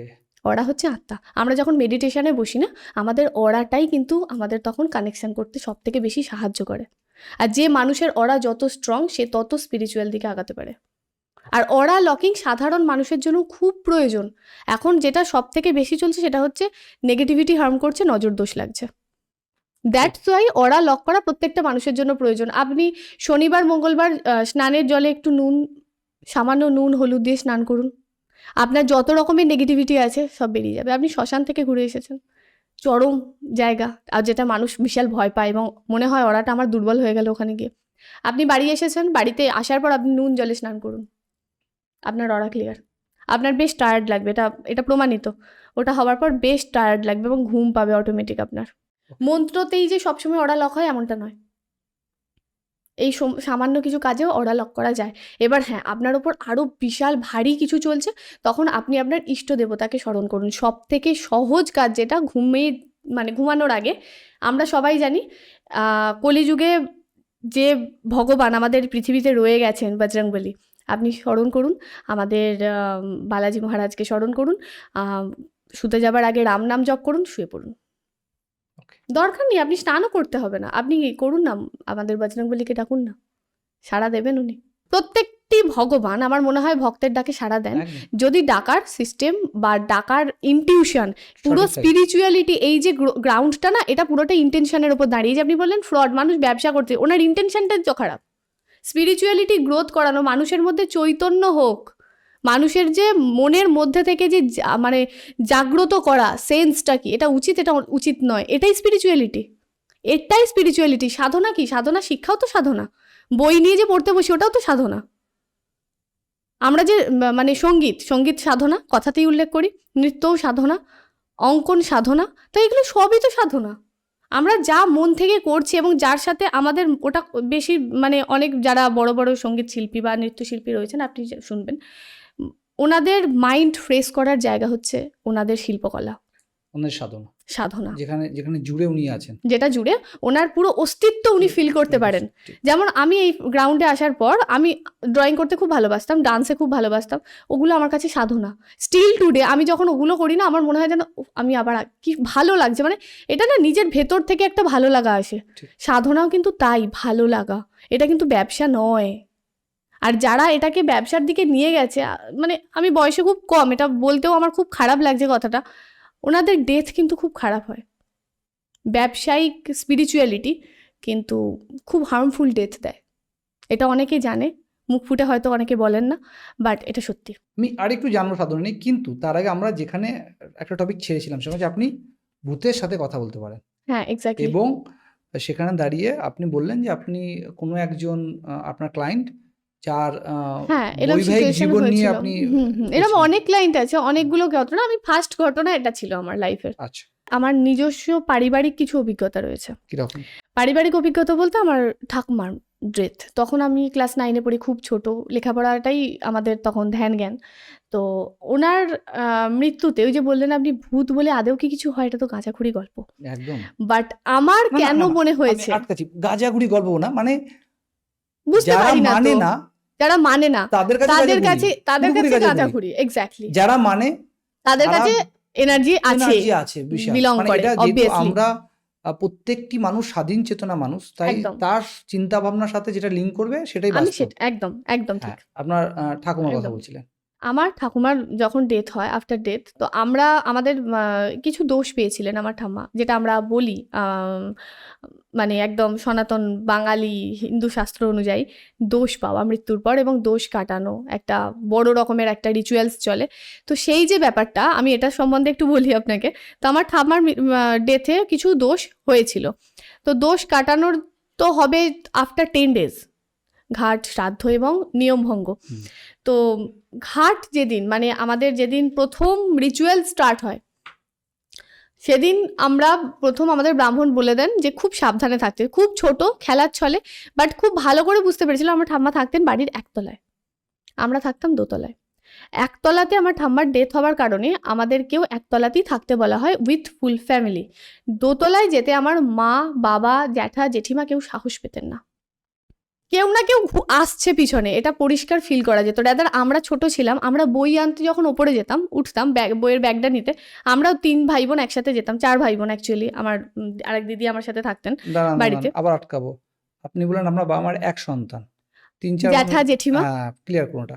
জ্যাঠা জেঠিমা বললাম, অডিয়েন্সের কাছে ব্যাপারগুলো ক্লিয়ার না থাকলে পুরো ব্যাপারটা, জ্যাঠা জেঠিমা এবং আমার মামার মেয়ে, উনিও আমার বাড়িতেই থাকতেন, আমার বাবা আমাদের বাড়িতে উনি ছিলেন তখন। তো আমরা 4 জন বাড়িতে ছিলাম, ছোট, একদম ছোট, এবং পিটাপিটি, সবার বয়স ওই রকমই, সেম এজে, আর ভাই সবার ছোট। তো আমরা যখন ওপরে যেতাম, তখন একসাথে ওপরে যেতাম, বই নিতাম, একসাথে নিচে নামতাম, পড়তে বসতাম। এটা কাটার পর যখন আমাদের নিয়ম ঘাট যেদিন হয়েছে, যেদিন আমাদের ঘাটে যে ক্রিয়াকর্ম আছে ওটা কমপ্লিট করার পর আমরা বাড়ি ফিরেছি এবং সন্ধ্যা হয়েছে। তারপর যখন ওই যে আসনটা, কম্বলের আসনটা নিয়ে বাবাদের ঘুরতে হতো, বাবাকে এবং জ্যাঠাকে, ওই টাইমের পর কিন্তু আমরা দেখতাম মেনলি ওই মানে সিঁড়ির যে গ্রিলটা ছিল সিঁড়ির, ওতে শুকাতে দেওয়া হয়েছিল। তো জেঠিমা বা মাকেও কিন্তু ওটা আনতে যাওয়ার সাহস পায়নি, এতটাই শব্দ হচ্ছে ওখানে বিকট। কারণ উনি জানেন পরের দিন ওনার মুক্তি, মানে ওনাকে চলে যেতে হবে। আফটার অল ওনার শখের এই পুরো বাড়িটা, আমার ঠাম্মার খুব প্রিয় ছিল, তো ওনাকে এটা ছেড়ে যেতে হবে। সেই কারণের জন্য কিন্তু ওই জায়গাটায় এত অতিরিক্ত উনি ভাইব্রেশন ক্রিয়েট করেছিলেন। এখন আমি বুঝি বলে আমি এই ভাষা বলতে পারছি, তখন হলে তো বলতাম ঠাম্মা বসে আছে। তখন আমরা এটা বলতাম, ঠাম্মা বসে আছে, আমি পরিষ্কার ঠাম্মার গলার শব্দ শুনছি। এবং টাইম মতো যখন উনি চা খেতেন, চায়ের পেয়ালার শব্দই ওখানে হচ্ছে। দ্যাটস ওয়াই আমার মায়েরা কিন্তু কেউ যাবার সাহস পায়নি, ওনারা অনেক বড় মানুষ অথচ যেতে পারেননি। এটা খুব রিয়েলি একটা ঘটনা যেটা আমার সাথে ঘটেছে। এর পরবর্তী ঘটনা যদি আমি বলি ভূত সংক্রান্ত, আফটার আমার মামার বাড়িতে আমার দাদু এবং দিদা দুজনেই মারা গেছেন। তো দিদা স্টিল টুডে, আমি দিদার ব্যাপারটা বলবো না কারণ উনি এখনো পর্যন্ত মুক্তি লাভ করেননি, আমার হিসাব অনুযায়ী উনি মুক্তি লাভ করেননি। দাদাই মারা যাবার পর আমার জন্মদিনের আগের দিন আমার দাদাই মারা যায়। তো ওটা আমার জন্য খুব খারাপ লাগা একটা জায়গা ছিল। উনি ভুগছিলেন, চেয়েছিলাম আমরা যে এত কষ্ট না পান, বাট ওই যে সিচুয়েশনটা কাটার পর কালী পুজো, আমার মামার বাড়িতে খুব বিখ্যাত একটি কালী পুজো হয়। তো কালী পুজোর ওই টাইমে আমার মেসোমশাই, আমার একটি মাসি আছে, মেসোমশাই যখন যাচ্ছেন, ঠিক পার্টিকুলার ওই শ্মশানটা ক্রস করেই যখন যাচ্ছেন, সেই থেকে আমার মেসোমশাইকে আমার দাদাই ডাকতে শুরু করে, মাংস দাও একটু খাবো। হ্যাঁ, এটা রিয়েল ঘটনা, এটা কিন্তু সত্যি করে, এবং কন্টিনিউ ডাকে রাদার ডাকতে ডাকতে আমার মাসির বাড়ি হচ্ছে বর্ধমান শক্তিগড়ের মোড় পর্যন্ত আসে, পালার রোড। ওই যে মোড়টা ঘুরেছিল ওখানে গিয়ে আমার মানে মেসোমশাই ছিটকে পড়ে গেছিলেন বাইক থেকে, তখন উনি বুঝতে পারেন পিছন ছাড়লো। ওই মামার বাড়ি থেকে অতখানি রাস্তা উনি কিন্তু কন্টিনিউ এসেছেন, এবং আমার মেসোমশাই খুব সাহসী মানুষ, উনি কিন্তু একবারও পিছন থেকে ফিরে তাকাননি। তাকালে কি হতে পারতো? তাকালে অনেক কিছু হতে পারতো। উনি স্পিরিচুয়াল গাইডেন্স মানে গ্রাউন্ড থেকে বিলং করেন না, উনি কিন্তু জানেন না একটা স্পিরিটকে কি করে কন্ট্রোল করতে হয়। স্পিরিট কিন্তু আজকে আমাদের এই দুনিয়াতে বিলং করেন, লিভিং সোল নন, ঠিক আছে? উনি কিন্তু মারা গেছেন। এবং ভূত ভবিষ্যৎ বলে একটা কথা আছে, তো আমরা কিন্তু এই মুহূর্তে বর্তমানে দাঁড়িয়ে আছি, ভবিষ্যৎ আমরা জানি না, এবং ওনারা কিন্তু ভূত, যেহেতু ওনারা পূর্ব হয়ে গেছেন, ঠিক আছে? তো উনি যদি ঘুরে তাকাতেন, হতে পারতো ওনাকে ওখানেই ফেলতো, অ্যাক্সিডেন্ট হতে পারতো। এটাও হতে পারতো যে মেসোমশাইয়ের কাছ থেকে মাংসটা নিয়ে উনি চলে গেছেন, নর্মাল কনভারসেশন। আবার এটাও হতে পারতো যে মেসোমশাই ডেড, নিজে ওনারই মাংস খেতে এসছেন আর কি। এক্স্যাক্টলি, মাংস দাও মানে কথার অনেক রকম মানে হতে পারতো। তো এই জায়গায় কিন্তু তিনটে ঘটনা ঘটতে পারতো, বাট আমার মেসোমশাই যেহেতু প্রচণ্ড সাহসী, উনি তাকাননি, ডিরেক্ট বেরিয়ে গেছেন। এটা একরকম ঘটনা। ক্লায়েন্টের লেভেলে যদি আপনাকে আমি বলি, বহু এমন ক্লায়েন্টস আসেন যাদের বাড়িতে কি ঘটছে তারা বুঝতে পারছেন না। খুব পরিচিত একটা নাম, বলবো কিনা জানি না, অনেকে বলেন 1.5 ফুটিয়া, হয়তো শুনেছেন ভৌতিক নাম এটা 1.5 ফুটিয়া। তো অনেকে প্রচণ্ড রকম একটা বাচ্চা ভূতের এনার্জি এবং প্রচণ্ড রকম ডিস্টার্বিং এনার্জি, অনেকে এটা বুঝতে পারেনি বাড়িতে কি রয়েছে, প্রচণ্ড ডিস্টার্ব করছে, জিনিসপত্র এদিক ওদিক হয়ে যাচ্ছে। এবং ওনার পার্লার আছে, আমার যে ক্লায়েন্ট এসেছিলেন ওনার একটি পার্লার আছে, এবং উনি প্রায় ওনার হাজব্যান্ডকে বলেন আমার পার্লারের জিনিসপত্র এদিক ওদিক কেন, সব কিছু গুছিয়ে রাতে আমি লক করে ওপরে যাই, ওনার বাড়ির একতলায় পার্লার, বাট আমার জিনিসপত্র সব কিছু এদিক ওদিক হয়ে যাচ্ছে কেন। তো পরবর্তীতে যখন উনি আমার কাছে আসেন, এবং মা দুর্গার আশীর্বাদে, ওনার মা দুর্গার একটা ভালো আশীর্বাদ ছিল ওনার ওপর, বাট উনি বুঝতে পারছিলেন না। আসতেন, শব্দ পেতেন যে নুপুরের শব্দ হচ্ছে, কোনো একটা সুন্দর স্মেল আসছে, বাট বুঝতে পারছিলেন না। তো যখন আমি কার্ডে রিড করি পুরো ব্যাপারটা, তখন আমি ওনাকে জানাই যে অ্যাকচুয়ালি তোমার বাড়িতে যিনি রয়েছেন ওনাকে সরিয়ে দিতে হবে, তার জন্য যাবতীয় যা যা করণীয় আছে না আছে আমি ওনাকেও কিছু বললাম, এবং পার্টিকুলার আমার যেগুলো করার থাকে, আমার নিজের মানে অভ্যাস যেগুলো আমার করে দেওয়া মানুষের, তো সেগুলো আমি নর্মালি করে দিয়েছিলাম। এবং আফটার দ্যাট আমি ওনাকে বলেছিলাম এবার যদি তুমি কিছু বুঝতে পারো তাহলে তুমি আমাকে জানিও, বাট আফটার দ্যাট উনি কিওর। আপনি ভূতের সাথে কথা বলতে পারেন, বেসিক্যালি স্পিরিট আপনার কথা অনুসারে, এবং আপনি আপনার কথাতেই বলেছেন যে স্পিরিট না নেগেটিভ হয় না পজিটিভ হয়, একদম জাস্ট লাইক একটা এনার্জি। তবে স্পিরিট ক্ষতি করতে কেন চায়? মানে ভূত শোনা যায়, মানে অনেক অনেক গল্প, অনেক কাহিনী, কারণ যারা বিশ্বাস করে না তাদের কাছে গল্প কাহিনী হয় এগুলো বেসিক্যালি। তো আমি যদি সেই রেস ধরেই বলি কথাটা, তাতে হচ্ছে অনেক কাহিনী গল্পতে বলা হয় যে স্পিরিট একে ক্ষতি করতে চাইছে বা এর ক্ষতি করেছে, সেটা কেন? স্পিরিট ক্ষতি কেন করে?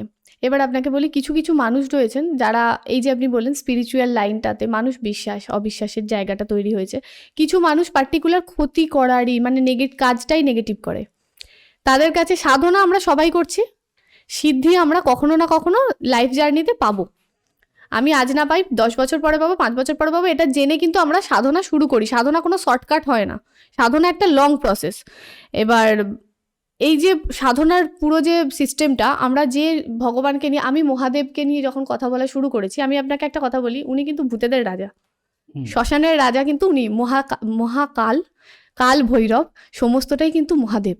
একটাই নাম শিব, শিবই সব, সব মানে সব, সব ডেড বডি অ্যান্ড অলসো সব, সমস্তটাই কিন্তু শিব। তো সেই জায়গাটা দিয়ে আমি ক্লিক করছি সাধনায়, ওম উচ্চারণ, বীজ মন্ত্র উচ্চারণ, সমস্তটার সৃষ্টিকর্তার যে জায়গাটা থেকে আমি শুরু করলাম শিব সাধনা। তো সেই সাধনার প্রসঙ্গে আমরা যে ডাইমেনশানে ক্রিয়েট করছি, আমরা একটা ডাইমেনশানে এখন বসে রয়েছি, এখন কথা বলছি, তো ওরা কিন্তু অন্য ডাইমেনশানের মানুষ, মানে অন্য ডাইমেনশানে থাকা লিভিং বলবো না, সোল জাস্ট। তো এখন আপনি যে প্রশ্নটা করলেন যে নেগেটিভ কেন হয়, ক্ষতি করে কেন, ক্ষতি করে মানে সোলটা নেগেটিভ। আমরা নর্মালি এটা বলি, একটা খুব বাজে সোল তোমার পিছনে পড়ে আছে, এই সোলটাকে তোমাকে সরাতে হবে। খুব একদম পাতি বাংলা ভাষায় আমি আপনাকে বললাম কথাটা, একদম পাতি বাংলা ভাষায় আপনাকে আমি কথাটা বললাম যে সোলটা আপনার পিছনে পড়ে আছে, সোলটাকে সরাতে হবে। তো আমি এই জায়গাটাতে একটা কথা বলি, সোল তো নেগেটিভ না, সোল তো নিজে থেকে কারোর ক্ষতি করতে আসছে না, তাকে দিয়ে কেউ করাচ্ছে। যদি আপনার বলা হয় নেগেটিভকে, নেগেটিভ আমরা, নেগেটিভ সোল না। সোল কারো ক্ষতি করে না, সোল নিজে থেকে কেন কারোর ক্ষতি করতে আসবে? একটা সোলের পজিটিভ এনার্জি এতটাই বেশি হয়, আমি এই কথাটা বলছি, আমি জানি না এটা হয়তো অনেক বেশি বিতর্ক তৈরি করবে, যে প্রত্যেকটা ভৌতিক মানে সোল, প্রত্যেকটা যারা ভূত হয়েছেন, ব্রহ্মদৈত্য হয়েছেন, প্রেত হয়েছেন, ঠিক আছে, তারা প্রত্যেকেই কিন্তু খুব নেগেটিভ। এটা তো মানুষের একটা নর্মাল আইডিয়া, বাট এটা ভুল ধারণা, এটা ভুল ধারণা। আমরা নিজেরাই কিন্তু তাদেরকে কোথাও না কোথাও আহ্বান করে ফেলি, আমরা নিজেরা আহ্বান করি তাদেরকে। এবং তারা যে ডাইমেনশনে রয়েছেন না, তারা কিন্তু আমাদের মতো লিভিং সোল না, তারা ওই সকালবেলা উঠে জল খায় না, তাই তো। তো ওই যে ডাইমেনশনটা, ওই যে ভাইব্রেশনটা, আমরা ওটা নিতে পারি না। সাধারণ মানুষ নিতে না পারার কারণে তার ক্ষতি হয়, এবং পার্টিকুলার কিছু নেগেটিভ মানুষ ইচ্ছাকৃত চালান করে। সাধনার ফলে আমাদের কাছে এমন অনেক এনার্জি আসে, কিছু মানুষ সেটাকে এরকম কাঁকড়ে ধরে রাখে যে তুমি আমার কাছে থাকো এবং আমি যেটা বলবো তুমি আমার করে টোরে দিও, একটু কাজগুলো করে দিও। টাইপ অফ জিন, ওটাও তো একটা সোল, নেগেটিভ, আমাদের কথা অনুযায়ী নেগেটিভ সোল। সো অ্যাকচুয়ালি এই যে সোলের যে পুরো কনসেপ্টটা না, ওরা নেগেটিভ না, ওদের এনার্জি আমরা নিতে পারি না, দ্যাটস ওয়াই আমরা হিট হই, আমরা অসুস্থ হই, এবং আমাদের চারপাশের অনেক ঘটনা ঘেঁটে যেতে শুরু করে। মিশর ক্ষেত্রে হয়েছে, আমার মিশর ক্ষেত্রে হয়েছে একদম। এবার আরেকটি ঘটনা যেটা আমি বললাম, যে সোল আমরা নিজেরা কোথাও টেনে ফেলি নিজের অজান্তে। কিভাবে? তারাপীঠ মহাশ্মশান সবাই জানেন, তারাপীঠ মহাশ্মশানে গিয়ে পিছন থেকে ঘুরে কাউকে ডাকতে নেই, ওই আয় রে, এটা করতে নেই। আপনার অরা লক নেই, আপনি কোনো সাধনা বা সিদ্ধির কোনো জায়গায় নেই, আপনি নর্মাল একটি মানুষ, আপনি পিছন থেকে ঘুরে ওই আয়রে বলার পর 4 দিন অসুস্থ থাকবেন। আমি কাউকে ডাকছি, নিজেই ডেকে ফেলেছেন কাউকে, কেউ আমার সঙ্গে। এটা আমার একটি ক্লায়েন্টের সাথে হয়েছিল। আমি ওর ভালো করে সমস্ত কিছু বলে টলে দিলাম দিদিকে, দিদি তুমি যাও, কোনো অসুবিধা নেই। দিদি সামহাউ, ওই দিদিটি মানে কোনো একটা ওনার একটা বাচ্চা মেয়ে আছে, ছোট মেয়ে খেলছে, বাচ্চাদের আর কি এসে যায়, তো দিদি কোনোভাবে ওকে ডেকে ফেলেছিল পিছন দিকে ঘুরে, যে তুই আসতে পারছিস না, আয় তাড়াতাড়ি আমার সাথে। বাড়িতে আসার পর আমাকে বলছে, বাড়িতে আসার পর থেকেই আমি অসুস্থ, কেন আমার মানে এত সমস্ত কিছু আমার ডাউন লাগছে, আমার শরীরে যন্ত্রণা হচ্ছে, পেন হচ্ছে, মাথা ভারী হচ্ছে, আমি রাখতে পারছি না কেন। আমি যখন পুরো জিনিসটা পুজোয় বসে আমি বোঝার চেষ্টা করলাম, আমি তখন এটা জানতে পারলাম যে উনি কাউকে ডেকে ফেলেছেন এবং একটি বাচ্চা এনার্জি এসেছে। আমি বললাম, দিদি তুমি না, ও তো বাচ্চা এনার্জি, তোমাকে আমি একটা জিনিস বলছি, তুমি পার্টিকুলার এই কাজটা করো। আমি এটা বলেছিলাম, এটা আমি অন স্ক্রিন বলতে চাইছি না, কারণ অনেকেই হুটহাট অ্যাপ্লাই করে, তো বডি না বেঁধে এগুলো অ্যাপ্লাই করা উচিত না, যেগুলো এগুলো তান্ত্রিক কিছু কাজ, তন্ত্রে বা মন্ত্রের কাজেও করা উচিত না হুট করে। তো আমি ওটা বলেছিলাম দিদিটাকে করার পর, আফটার দ্যাট ও বুঝতে পারে যে সব কিছু নর্মাল হচ্ছে। শ্মশানে গিয়ে কখনো পিছন থেকে ঘুরে তাকাতে নেই, এটা আমরা বলি, অনেকে বাড়িতে বলে, বাবা মায়েরা, দাদু ঠাকুমারা, বয়োজ্যেষ্ঠ মানুষেরা। আর এবং যারা মানে শেষ কৃতকার্য যেটা হয়, মানে আমাদের দাহ কার্য, সেই দাহ কার্যে যদি আপনি কখনো শ্মশান গিয়ে থাকেন তাহলে আপনি এটা খুব ভালো বুঝতে পারবেন।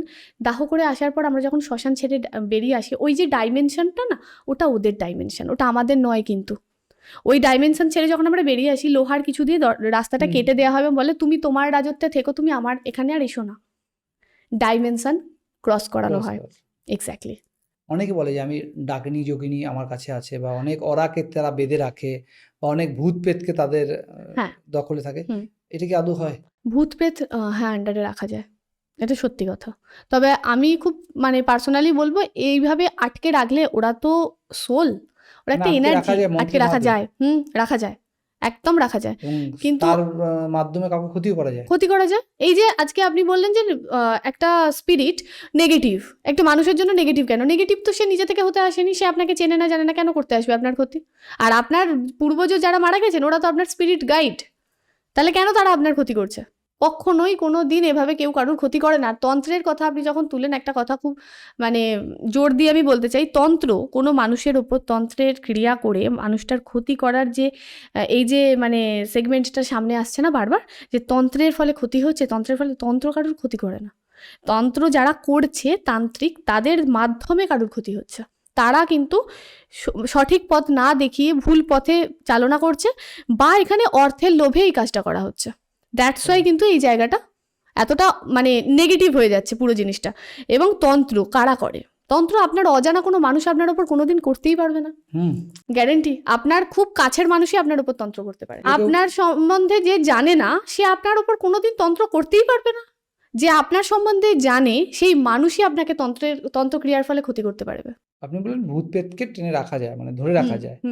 তবে ডাকিনী যোগিনী যাদের কথা বলা, ডাকিনী যোগিনী, এই জায়গাটাতে আমি একটু মানে কথাটা আমি একটু বলতে চাই। সেটা হচ্ছে মা কালী, আমাদের 10 মহাবিদ্যার মধ্যে একটি বড় বিদ্যা, ওনার সাথে ঘোরেন ডাকিনী এবং যোগিনী। 64 যোগিনী, 64টা ডাকিনী রয়েছে। তো 64টা ডাকিনী এবং 64টা যোগিনীর মধ্যে যদি পার্টিকুলার কোনো ব্যক্তি যোগিনী বা ডাকিনী সাধনা করেন, এবং একটিই করা যায়, সেটা বল ডাকিনী যোগিনী কারা? অ্যাকচুয়ালি ডাকিনী যোগিনী হচ্ছেন মা কালীর সাথে থাকেন সহচরী। আমরা মা দুর্গার নাম মানে সাথে সহচরীর নামটা খুব বেশি পরিচিত, জয়া এবং বিজয়া। ডাকিনী এবং যোগিনী, মা কালীর ডাকিনী এবং যোগিনী। মানে একে যদি আমি আলাদা করে ডেসক্রিপশন দিয়ে যদি আমি খুব শর্টলি ডেসক্রাইব করে আপনাকে বলবো, যে ডাকিনী অর্থাৎ হচ্ছে মহাকালী, সাথে ডাকিনী থাকেন, এবং মহাকালের সাথে ডাক থাকেন। তো ডাকের স্ত্রী হচ্ছেন ডাকিনী। আচ্ছা, ঠিক আছে। এবার এই 64টা ডাকিনী মায়ের নেগেটিভ অরাকে রিপ্রেজেন্ট করে। যোগিনী কিন্তু যোগ, সাধনা, সিদ্ধি, অর্থাৎ এই 64টা যোগিনী, এরা কিন্তু 64টা পজিটিভ অরাকে রিপ্রেজেন্ট করে। মা মানে হচ্ছেন সিদ্ধি নিজে। তো মা নিজে একটা ইউনিভার্স, মা মানে ইউনিভার্স। তো universe negative and positive both এনার্জিতে ব্যালেন্স হওয়া আছে, তাই না? তো ডাকিনী নেগেটিভ অ্যান্ড মানে যোগিনী পজিটিভ এনার্জি। এবার আমি খুব মানে শর্টকাটে বললাম কথাটা, ডাকিনীও কিন্তু নেগেটিভ না। আমরা যেভাবে মাকে ব্যবহার করবো, ডাকিনীকেও কিন্তু আমরা মা বলেই ডাকি। আর মা বললে কোনো সন্তানকে কোনোদিনই তার মানে আরাধ্যা দেবী বা মা বলে ডাকি। রাদার আমরা মা কালী পুরাণ যারা জানেন, বা কালী সাধক যারা আছেন বা কালী সাধনা করেছেন, পাতাল কালী, পাতাল ভৈরবী সব থেকে মা কালীর ডেঞ্জারাস রূপের মধ্যে আমরা ধরি, এবং সব থেকে ভয়ঙ্কর মায়ের রূপ। তো ওনাকেও যদি মা বলে ডাকা হয়, মা প্রত্যঙ্গিরা, নামটা না নিলেই নয়, প্রত্যঙ্গিরা, উনিও কিন্তু মা বলে ডাকলেই সন্তুষ্ট হন। তো মা মানে মাই, সে নেগেটিভ বা পজিটিভ না। আমরা অ্যাকচুয়ালি মানুষ ওনাদের নেগেটিভ বা পজিটিভে ট্রান্সফর্ম করছি বারবার। কেউ ডাকিনী যোগিনীকে ভয়ঙ্কর রূপে রিপ্রেজেন্ট করে, আপনি সেটা ঠিক উল্টোভাবে আজকে রিপ্রেজেন্ট করছেন। মা মানে সবাই মা, মা কোনোদিন কুমাতা হয় না, কুসন্তান হতে পারে, কুমাতা হয় না, কুসন্তানই অ্যাকচুয়ালি। যারা ডাকিনী যোগিনী নিয়ে উল্টোপাল্টা বলছেন বা করছেন, রাদার আমি খুব মানে বয়সে হয়তো আমি তাদের থেকে অনেক ছোট, আমি বারবার আমি তাদের কাছে ক্ষমা চাইছি কথাটা বলার জন্য, বাট কুসন্তান আমরা পারছি না মায়ের সাধনা করতে। এটা আমাদের ফল্ট, মায়ের ফল্ট না।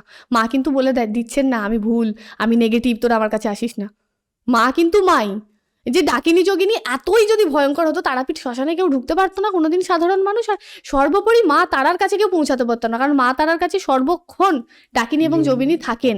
দ্যাটস ওয়াই কিন্তু ওনাকে টাচ করতে দেওয়া হয় না। এবং যদিও বা আমরা টাচ করি, মাকে মানে স্পর্শ করে আমরা প্রণাম করলাম, যদি সেই ব্যক্তির মনে নেগেটিভ ইনটিউশন থাকে, নেগেটিভ কোনো ইন্টেনশনে মাকে টাচ করলো, খুব বাজে, ডাকিনী বা যোগিনী কিন্তু তার হাতটা ওইখানেই কাটবে, মানে তার ওই নেগেটিভ অর্ডারটাকে কিন্তু কাট করবে। বাড়িতে গিয়ে সেই ব্যক্তি অসুস্থ হবেন। তাহলে তো তারাপীঠে তো কিছুই নেই। আমার তো তাই বলতে হয় যে মা তারাও মিথ্যা। ডাকিনী যোগিনী নেগেটিভ হলে তো তারাপীঠ আমরা যেতাম না সবাই, তাই না? এখনকার সাধনা বেসিক্যালি দেখনদারি, সোশ্যাল মিডিয়ার সময় মানুষ দেখছে আজকে এই বাবার জন্ম হচ্ছে, কালকে ওই বাবার জন্ম হচ্ছে, কালকে ওই মাতা রানীর জন্ম হচ্ছে, বেসিক্যালি সব সাধনার পথ ধরে। আমি কাউকে ছোট করছি না, ডেফিনেটলি আমি আমার বক্তব্য অনুসারে আমার বক্তব্য যে আপনি আজকে অনেক কম বয়স এবং আমাদের পডকাস্টে যারা আছে তারা বেশ ইয়াংই সবাই। এবার এদের মধ্যে অনেকে আছে যে সাধনা দ্বারা তারা এই পথে অগ্রসর হচ্ছেন, ইভেন ইউ। তো আমার বক্তব্য যে সাধনা কাউকে ভুল পথে নিয়ে যায় না, তো কারণ সাধনা করছে মানে আপনার কাছে একটা পাওয়ার আসছে, এবং সেই পাওয়ার বা সেই অরা যদি আপনি নেগেটিভলি ইউজ করেন, ডেফিনেটলি আপনার সাথে নেগেটিভ হবে, আপনার দ্বারা আরো কিছু মানুষ নেগেটিভ হবে। একদম হবে। তাই আমার বক্তব্য যে সাধনা ভুল পথে নিয়ে যাচ্ছে না। তো দেখুন, একটা কথা আমি আজকে বলতে চাই এখানে, যেহেতু আমি নিজে বাঙালি এবং আমার মনে হয় অনেকেই শুনবেন পডকাস্টটা, যতজন শুনবেন হয়তো বেশিরভাগই বাঙালি বা বাংলা বোঝেন। বাঙালি খুব হুজুগে মানুষ, তাই তো? আমাদেরকে একটা জিনিস খুব নর্মালি আজকালকার দিনে বোঝানো হচ্ছে সোশ্যাল মিডিয়াতে, সাধনা খুব সহজ একটা কাজ, ইজিলি করা যায়। তো আমরা চাইলেই এই সাধনাটা মোটামুটি ধরুন 21 দিনে কমপ্লিট হবে, এই 20 দিনে হয়ে যাবে, 2-4 দিনের মধ্যে একটা মেডিটেশনাল কোর্স করো, তোমার কাছে এঞ্জেলস আসবেন। এঞ্জেলস আমরা ইংলিশ ইউজ করলেও কথাটার মানেটা কিন্তু দেবদূত, পড়ি। তো আসবেন, এটা হবে ওটা হবে, আমাদেরকে এরকম একটা গল্প শোনানো হচ্ছে। তো আমরা বাঙালিরা কি করছি না, ওই মানে ট্র্যাডিশনটায় দৌড়াবার জন্য ওটাতে আমরা গিয়ে আগে নামটা লিখিয়ে দিচ্ছি, আমি সাধনা করব। সাধনা জায়গাটা কিন্তু খুব টাফ। কেন টাফ? প্রথম সাধনা আমি প্রথমেই বলেছি, একাকিত্ব থেকে সাধনার শুরু হয়। আমি চাইলেই সাধনা আমার কাছে শিব, স্বয়ং শিব যদি মনে করেন আমি সাধনা করার জন্য প্রস্তুত, তবেই উনি আমাকে সিদ্ধির এই লাইনে নিয়ে আসবেন।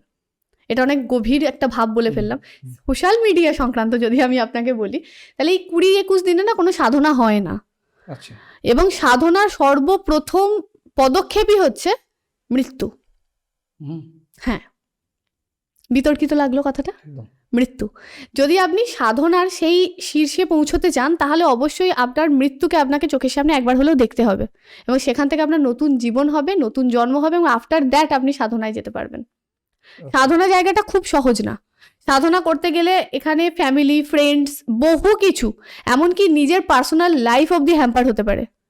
বিকজ আমি যে ইষ্ট দেবতাকে নিয়ে সাধনা করছি, সাপোজ আমি গণপতিকে নিয়ে আমি কথাটা বলি, কারণ আমার খুব পছন্দের ভগবান গণপতি, আমার ভাই, আমার দাদা, আমার গাইডার, আমার সমস্ত কিছু। তো আমি প্রথম বলি গণপতিকে নিয়ে। আমি যদি কোনো ভুল মানুষের সান্নিধ্যে আসি, সাপোজ সেই মানুষটা আমার জন্য, এটা আমার লাইফে হয়েছে, বহুবার হয়েছে, রাদার এটা সমস্ত স্পিরিচুয়াল মানুষের লাইফে হয়, তো যারা সাধনা করছে। তো যখন আমি কোনো ভুল মানুষের সান্নিধ্যে আসছি, তাকে বারংবার বিশ্বাস করছি বা তার প্রতি একটা ডিপ ট্রাস্ট তৈরি হচ্ছে, ফট করে সেই জায়গায় সেই রিলেশনটা ব্রেক করিয়ে দেয়। থাকতে দেবে না এমন কোনো মানুষকে লাইফে, যে মানুষটাকে আমরা হয়তো জানি ভুল করছে, ঠিক আছে, ইমোশনালি তো কোথাও আমরা ডাউন, চলো মেনে নিলাম, ক্ষমা করে দিলাম। স্পিরিচুয়াল যারা আমাদের সাথে কানেক্ট হচ্ছে, তারা কিন্তু ক্ষমা করবে না, just simply sweep out, simply sweep out করে দেয়। লাইফে কিন্তু বহু এমন ইম্পর্টেন্ট পার্টস ব্ল্যাঙ্ক হতে দেখতে হবে। সাধনায় আসার আগে এটা কিন্তু মাথায় ঢুকিয়ে নিতে হবে, লাইফে বহু কিছু ব্ল্যাঙ্ক হতে চলেছে। আমি প্রথমেই বললাম আমার সাধনায় আসার কারণ আমার বাবা আমার আগে নিয়েছে, তবে আমায় দিয়েছে।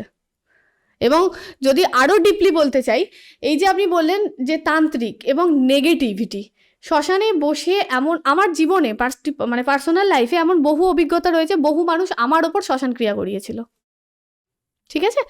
রাদার এই কারণের জন্য এমনও ঘটেছে যে একবার তো আমার মৃত্যু হয়েও হয়নি, সেটা আমার বাবা বেঁচে থাকা অবস্থায়। জানি না, ছোট থেকেই বহু মানুষের চোখে একটু মানে বেশি আমি একটু কাঁটা হয়ে যাই হুটহাট করে। অ্যাকচুয়াল মেন ব্যাপারটা হচ্ছে মুখের ওপর সত্যি কথা বলে দেওয়া। এটা ঠিক না, এটা ভুল, এই ভুলটা ভুল বলার কারণে আমি কথার মাধ্যমে বহু শত্রু বানিয়ে ফেলেছি। এবং যারা স্পিরিচুয়াল এই জায়গাটায় থাকে না, তারা অতিরিক্ত মিষ্টভাষী হবার থেকেও বেশি তারা কিন্তু শার্প টাং হয়। আপনি মানতে পারুন বা না পারুন, আপনাকে সত্যি কথা বলার ক্ষমতা আমার আছে বলে আমি এই জায়গায় বসেছি, এবং সেটাও আমার সাধনা সিদ্ধি, এবং আমি আমার জায়গায় পুরোপুরিভাবে শিওর, তবেই কিন্তু আমি সেই কথাটা আপনাকে জানাচ্ছি, তাই তো? তো সেই জায়গাতে দাঁড়িয়ে অনেক মানুষ এই সিওরিটি, এত কনফিডেন্সিয়াল জায়গাটাকে নিতে পারে না। তো এই কারণের জন্য কিন্তু আমাদের অনেক শত্রু হয়। এবার শ্মশান ক্রিয়ায় কিন্তু অনেক রকম একটা মানুষের ওপর ক্ষতি হতে পারে। আমার অনেক ক্লায়েন্টের হয়েছিল, রাদার আমার অল্প বয়সে আমার নিজের হয়েছে ক্ষতি। আমি জানি যে কি রকম ডেঞ্জারাস ক্রিয়া করে মানুষ অ্যাকচুয়ালি শ্মশানটাকেও নেগেটিভ জায়গা বানিয়ে ফেলছে। হ্যাঁ, আমরা শুনে এসেছি শ্মশান খুব পজিটিভ ভাইবের শ্মশান খুব পজিটিভ ভাইব্রেশন দেয়, এক্স্যাক্টলি, কারণ শ্মশানে সবকিছু শেষ এবং মুক্তি লাভ করে। মানে পজিটিভ তো থাকতে পজিটিভ, আমরা ভয় পাই আলাদা ব্যাপার, বাট হ্যাঁ আমরা ভয় পাই ভাইব্রেশনটাকে। ওই যে আপনি বললাম আপনাকে, ওরা অন্য ডাইমেনশনে থাকেন, আমরা অন্য ডাইমেনশনে আছি। আমরা শ্মশানে গিয়ে হুট করে যদি মনে করি এখানে আমরা পিকনিক করব, হ্যাঁ করে অনেক বাচ্চা কাচ্চা ছেলেরা, আমার ভাইরাও করেছে একটা টাইমে শ্মশানে গিয়ে পিকনিক টিকনিক, কিন্তু ওরা অসুস্থ হতো। আমি বারণ করতাম, যাস না, করিস না, উচিত না, ওটা ওনাদের রাজত্ব। আমরা ওখানে গিয়ে রাতের বেলায় ডিজে গান চালিয়ে যদি এখন মনে হয় যে আমরা ওখানে পার্টি করব, ইজ দিস পসিবল? এটা কখনো সম্ভব? মানে আমার বাড়িতে আমি অন্য কাউকে ঢুকতে অ্যালাউ করছি না। কেন অ্যালাউ করবো? শ্মশানে প্রথম যাবার পর যে কাজটা ওরা করে, যারা শ্মশানে থাকেন ওনারা সর্বপ্রথম আপনাকে এসে আগে চেক করবে আপনি কে, কেন এলেন, ওদের ডাইমেনশনে কি জন্য ঢুকেছেন। আপনি অ্যাঞ্জেলের কথা বললেন, পরীর কথা বললেন, দেবদূতের কথা বললেন, এরা কারা? এঞ্জেলস বা দেবদূত এরা কারা? এঞ্জেলস কারা? ভগবানের কাছে অ্যাকচুয়ালি 7 জন মেন আর্চ অ্যাঞ্জেলস রয়েছেন। আর্চ অ্যাঞ্জেলসদের কাজ কি? ওনারা ভগবানের খুব প্রিয় এবং মানুষেরও খুব কাছাকাছি থাকতে পারা একটা এনার্জি। ভগবান নিজে তো সবসময় আসতে পারেন না, এঞ্জেলসদেরকে পাঠান তখন আমাদের এই মানে কোনো প্রবলেমস হচ্ছে, কিছু হচ্ছে, সেটাকে সলভ করার জন্য। প্রত্যেকটা মানুষের কাছে পার্সোনালি কিছু এঞ্জেলস যাওয়া আসা করেন। যেমন আমি বললাম এখানে অনেক ভূত হয়তো অবস্থান করছে, উপস্থিত আছে, ভৌতিক কিছু, আদি ভৌতিক নেই তো আছে, সত্যি আছে, আচ্ছা, সত্যি আছে। পজিটিভ না নেগেটিভ? আমি প্রথমেই বলেছি এটা আমার জন্য পজিটিভ। এখন এখানের জন্য এখনো পর্যন্ত দাঁড়িয়ে শুনছে মানে পজিটিভই হবে, আচ্ছা, না হলে তো এখন তো তাণ্ডব করতো। তাণ্ডব করে না অ্যাকচুয়ালি, কাম ডাউন এনার্জি, ভালো ফিমেল এনার্জি, পজিটিভ এনার্জি। এবং সব থেকে বড় জিনিস যেটা এঞ্জেলস আপনি বললেন, এঞ্জেলসকে কল করা যায়। ওকে, আমরা ভগবানকে প্রার্থনা করছি তো, মা তুমি এসো, আমায় বাঁচাও, রক্ষা করো, এটা করো, ওটা করো, সেটা করো।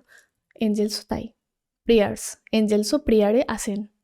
এই দরজা ভেঙে অ্যাঞ্জেল চলে আসে, অনেক ছোট ছোট রিল বা অনেক কিছু শোনা যায় আর কি, এটা কতটা সত্যি?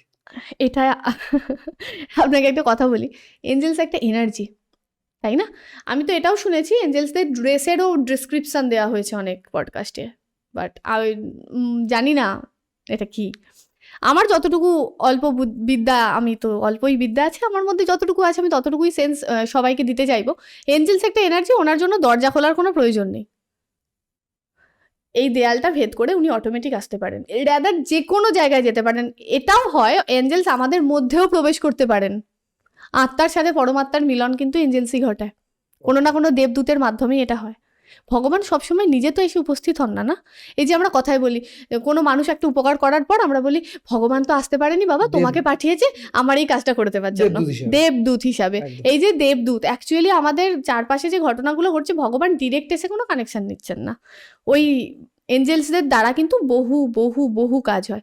পরিসাধনা, অপ্সরা সাধনা, এরকম তো অনেক সাধনা রয়েছে। তো এটা কিন্তু এঞ্জেলস হচ্ছে পরিসাধনার মধ্যে পড়ে, আর এটা কিন্তু খুব লং টাইম ধরে চলে, যতক্ষণ না পর্যন্ত কুণ্ডলিনী চক্র ওপেন হবে, যতক্ষণ না পর্যন্ত 7টা চক্র পুরোপুরিভাবে একটা ব্যালেন্সে এবং ভাইব্রেশন সোজা ওপর গিয়ে ক্রাউন চক্রে ঠেকবে, একদম মানে একদম সবার ওপরে যে ক্রাউন চক্র, তাতে যদি পুরো পিছন থেকে আমাদের যে চক্রটা রয়েছে 7টা চক্র, মূলাধার চক্র থেকে আরম্ভ করে আমার রুট চক্র থেকে অ্যাকচুয়ালি আরম্ভ করে আমার ক্রাউন চক্র অব্দি, এই যে জার্নিটা, এটা সাধনা। ওকে, মানে সাধনায় এটা অ্যাক্টিভ হয় বেসিক্যালি, কুণ্ডলিনী চক্রটা অ্যাক্টিভ হচ্ছে। এবার এমন না যে কুণ্ডলিনী চক্র অ্যাক্টিভ আর ওপেন হওয়া মানেই আমি সাধনা করে ফেলেছি। কুণ্ডলিনী চক্র অ্যাক্টিভ ও ওপেন হলে বহু মানুষ এরকম আছে, আমার 2-3জন ক্লায়েন্টও রয়েছেন, যারা অটোমেটিক্যালি কারোর কষ্ট শুনে আহারে উহারে করতে করতে ওনার কষ্টটা নিজে নিয়ে বসে আছেন। তিনি রিলিফ, বাট উনি কষ্টে আছেন। এটা আমি করতাম ছোটবেলা থেকে, আমি এটা খুব অভ্যস্ত ছিলাম, তখন আমি জানতাম না এটা কি অ্যাকচুয়ালি। ওনাদের কুণ্ডলিনী চক্রটা জাগ্রত এবং ওপেন, যার কারণে চক্র ওপেন হওয়ার কারণে ওনারা টানতে পারেন বাট রিলিজ করতে পারছেন না। শেখাচ্ছি আস্তে আস্তে রিলিজ করতে হয় কি করে। আচ্ছা, রিলিজও করা যায়? হ্যাঁ, অবভিয়াসলি আমরা যখন হিলিং করি, আমি যেমন ডান হাতে হিলিং করি, বাঁ হাতে নিই, ডান হাতে হিলিং করি, ডান হাতে ছাড়লাম, বাঁ হাতে নিলাম কি নেগেটিভিটি। আমি যদি এটা না ছাড়ি আমি তো ভাবেই একদম ওকে। পুরোপুরিভাবে আমি তো হার্ম হবই। আচ্ছা, মানে বেসিক্যালি আপনার বক্তব্য অনুসারে যে অ্যাঞ্জেলের কোনো রূপ নেই। এঞ্জেলসের রূপ নেই বলবো না, ড্রেসের যে ডেসক্রিপশন দেওয়া হয় এটা কোথাও একটু বেশি। অ্যাকচুয়ালি এঞ্জেলস এই যে কনসেপ্টটা, এটা কিন্তু ক্রিশ্চিয়ান কনসেপ্ট, ওকে, ঠিক আছে, বাইবেলের কনসেপ্ট, ঠিক আছে। প্যারাডাইস লস্ট আমরা প্রথম কলেজে পড়েছিলাম, তো ওখান থেকে প্রথম এঞ্জেলস বলে কিছু হয় আমি জানতে পারি। সেটান, এঞ্জেলস, এগুলো কি পৃথিবীর সৃষ্টি হয়। ক্রিশ্চিয়ান মত অনুযায়ী সমস্তটা কিন্তু অন্যরকম, ওকে, ঠিক আছে। এঞ্জেলস জায়গাটা, এই যে জিনিসটা, এটা কিন্তু বাইবেল থেকে এসেছে। ক্রিশ্চিয়ান মত অনুযায়ী কিন্তু এঞ্জেলসকে আমরা সাধনা করি, এবং এই যে চাকরা কিন্তু শুধু এঞ্জেলস মানে করছেন না, ব্যালেন্স করছেন শুধু এঞ্জেলস এমনটা না, প্রত্যেকটা চাকরা একটা একটা করে দেবতার। ওকে, এটা নিয়ে আমি পরবর্তী কোনো দিন আপনার পডকাস্টে এসে আমি একদম, জানাবো। একদম। প্রত্যেকটা দেবতা বিলং করে এক একটা চক্রে কিন্তু আমাদের। এবং এই যে এঞ্জেলসরা, এরা কি এরা কোথা থেকে এসেছেন, এরা কিন্তু অ্যাকচুয়ালি ক্রিশ্চিয়ান ধর্ম মতে। অনেকেই এখন মানে এই জিনিসটাকে খুব নর্মালি নেওয়া হচ্ছে। আমরা যখন এই স্পিরিচুয়ালি এই ট্যারো রিডিং বা হিলিং এই প্রফেশনটাতে এলাম, সাধনা যেটা, মেডিটেশন যেটা, ওখানে তো সাধনা বলা হয় না, ইংলিশে এটা মেডিটেশন, নর্মালি মেডিটেশন, তো গ্রোথ, আরও গ্রাউন্ডেড হও, এটা হও, ওটা হও। তো আমাদের যখন যেটা বলা হয়েছিল কুণ্ডলিনী চাকরা ওপেন হবার পর তোমরা তোমাদের নর্মাল জায়গাগুলোকে তোমরা মানে ক্যাপচার করতে সক্ষম হবে, এবং নর্মালি তোমরা বুঝতে পারবে কোন মানুষের মধ্যে কি চলছে না চলছে, কোন মানুষ কতটা পজিটিভ কতটা নেগেটিভ, ওরা বুঝতে পারবে, দেখতে পাবে, চারপাশে এনার্জিগুলো দেখতে পাবে। এটা কিন্তু কুণ্ডলিনী চক্র ওপেন হলে সেই মানুষদের হয়। কিন্তু এই যে নেওয়া আর ছাড়া, এটা কিন্তু অনেক বড় একটা শিক্ষা। এটা না করতে পারলে হিলার নিজেও কোনো সময় হার্ম হতে পারে। কিন্তু আমাদের সাধনা করলে যেখানে আমরা আমাদের ঈশ্বরকে প্রাপ্তি করতে পারি বা আমরা মানুষের একদম সেবা একদম করতে পারি, একদম। সেখান থেকে আপনি ওই সেগমেন্টে ক্রিশ্চিয়ানিটিতে কেন গেলেন? গেলাম? এখানে প্রথম কথা হচ্ছে যে এই জায়গাটাতে খুব টুইস্ট আছে। ক্রিস্টাল এই যে ব্যাপারটা, এটা প্রথম আমাকে অ্যাট্রাক্ট করে এই পুরো জার্নিটার দিকে। প্রথমত আমি তো এই নর্মাল সাধনাতেই ছিলাম, জব করা, এটা করা, ওটা করা, হাবান করা, এটা এইসবের মধ্যে। এবার হোমযজ্ঞ থেকে হট করে বেরিয়ে, মন্ত্র সিদ্ধি এটা থেকে বেরিয়ে কেন এই লাইনটাতে হঠাৎ, কেন এই ট্যারো রিডিং বা এঞ্জেলস এই লাইনটাতে আমি গেলাম। ট্যারো রিডিং বা এঞ্জেলসে যাওয়ার প্রথম কারণ হয়েছিল, আমাকে একজন গিফট করেছিলেন, আমার এই ম্যাম কলেজের। তো উনি আমাকে গিফট করেছিলেন একটা নর্মাল একটা ব্রেসলেটটা কিছুদিন পরার পর অটোমেটিক একটা বিটস হারিয়ে গেল, নিজে থেকে খুব সুন্দর একটা হ্যাঙ্গিং ছিল, ওটা হারিয়ে যায়, এবং পরবর্তীতে ওটা আস্তে আস্তে সাদা হয়ে যায়। তো আমি যখন জিজ্ঞাসা করেছিলাম, ম্যাম এটা হোয়াইট হয়ে গেছে, এটা কি কালার করা ছিল, কোনোভাবে কালার ট্রিটেড? যেহেতু আমি স্টোন সম্বন্ধে অনেক ভালোভাবে জানতাম, তো কালার ট্রিটমেন্টের ব্যাপারেও জানতাম, তো আমি বললাম এটা কি কালার ট্রিটেড? ম্যাডাম বললেন না, সেজ জ্বালাও, সেজ একটা লিভস পাতা, তো ওটা জ্বালাও এবং ব্রেসলেটটা খুলে ওর ওপর ধরো, দেখো অনেকটা পিঙ্কিশ কালার আবার ব্যাক করবে। ওকে, এটা আমার কাছে ছিল সব থেকে প্রথম শখ। ধোঁয়াতে কালার ব্যাক করে নাকি, এটার মানে কি? এটা থেকে শুরু হয় আমার এই লাইনের অন্বেষণ, যে অ্যাকচুয়াল মেন কারণটা কি। কারণটা হচ্ছে এনার্জি।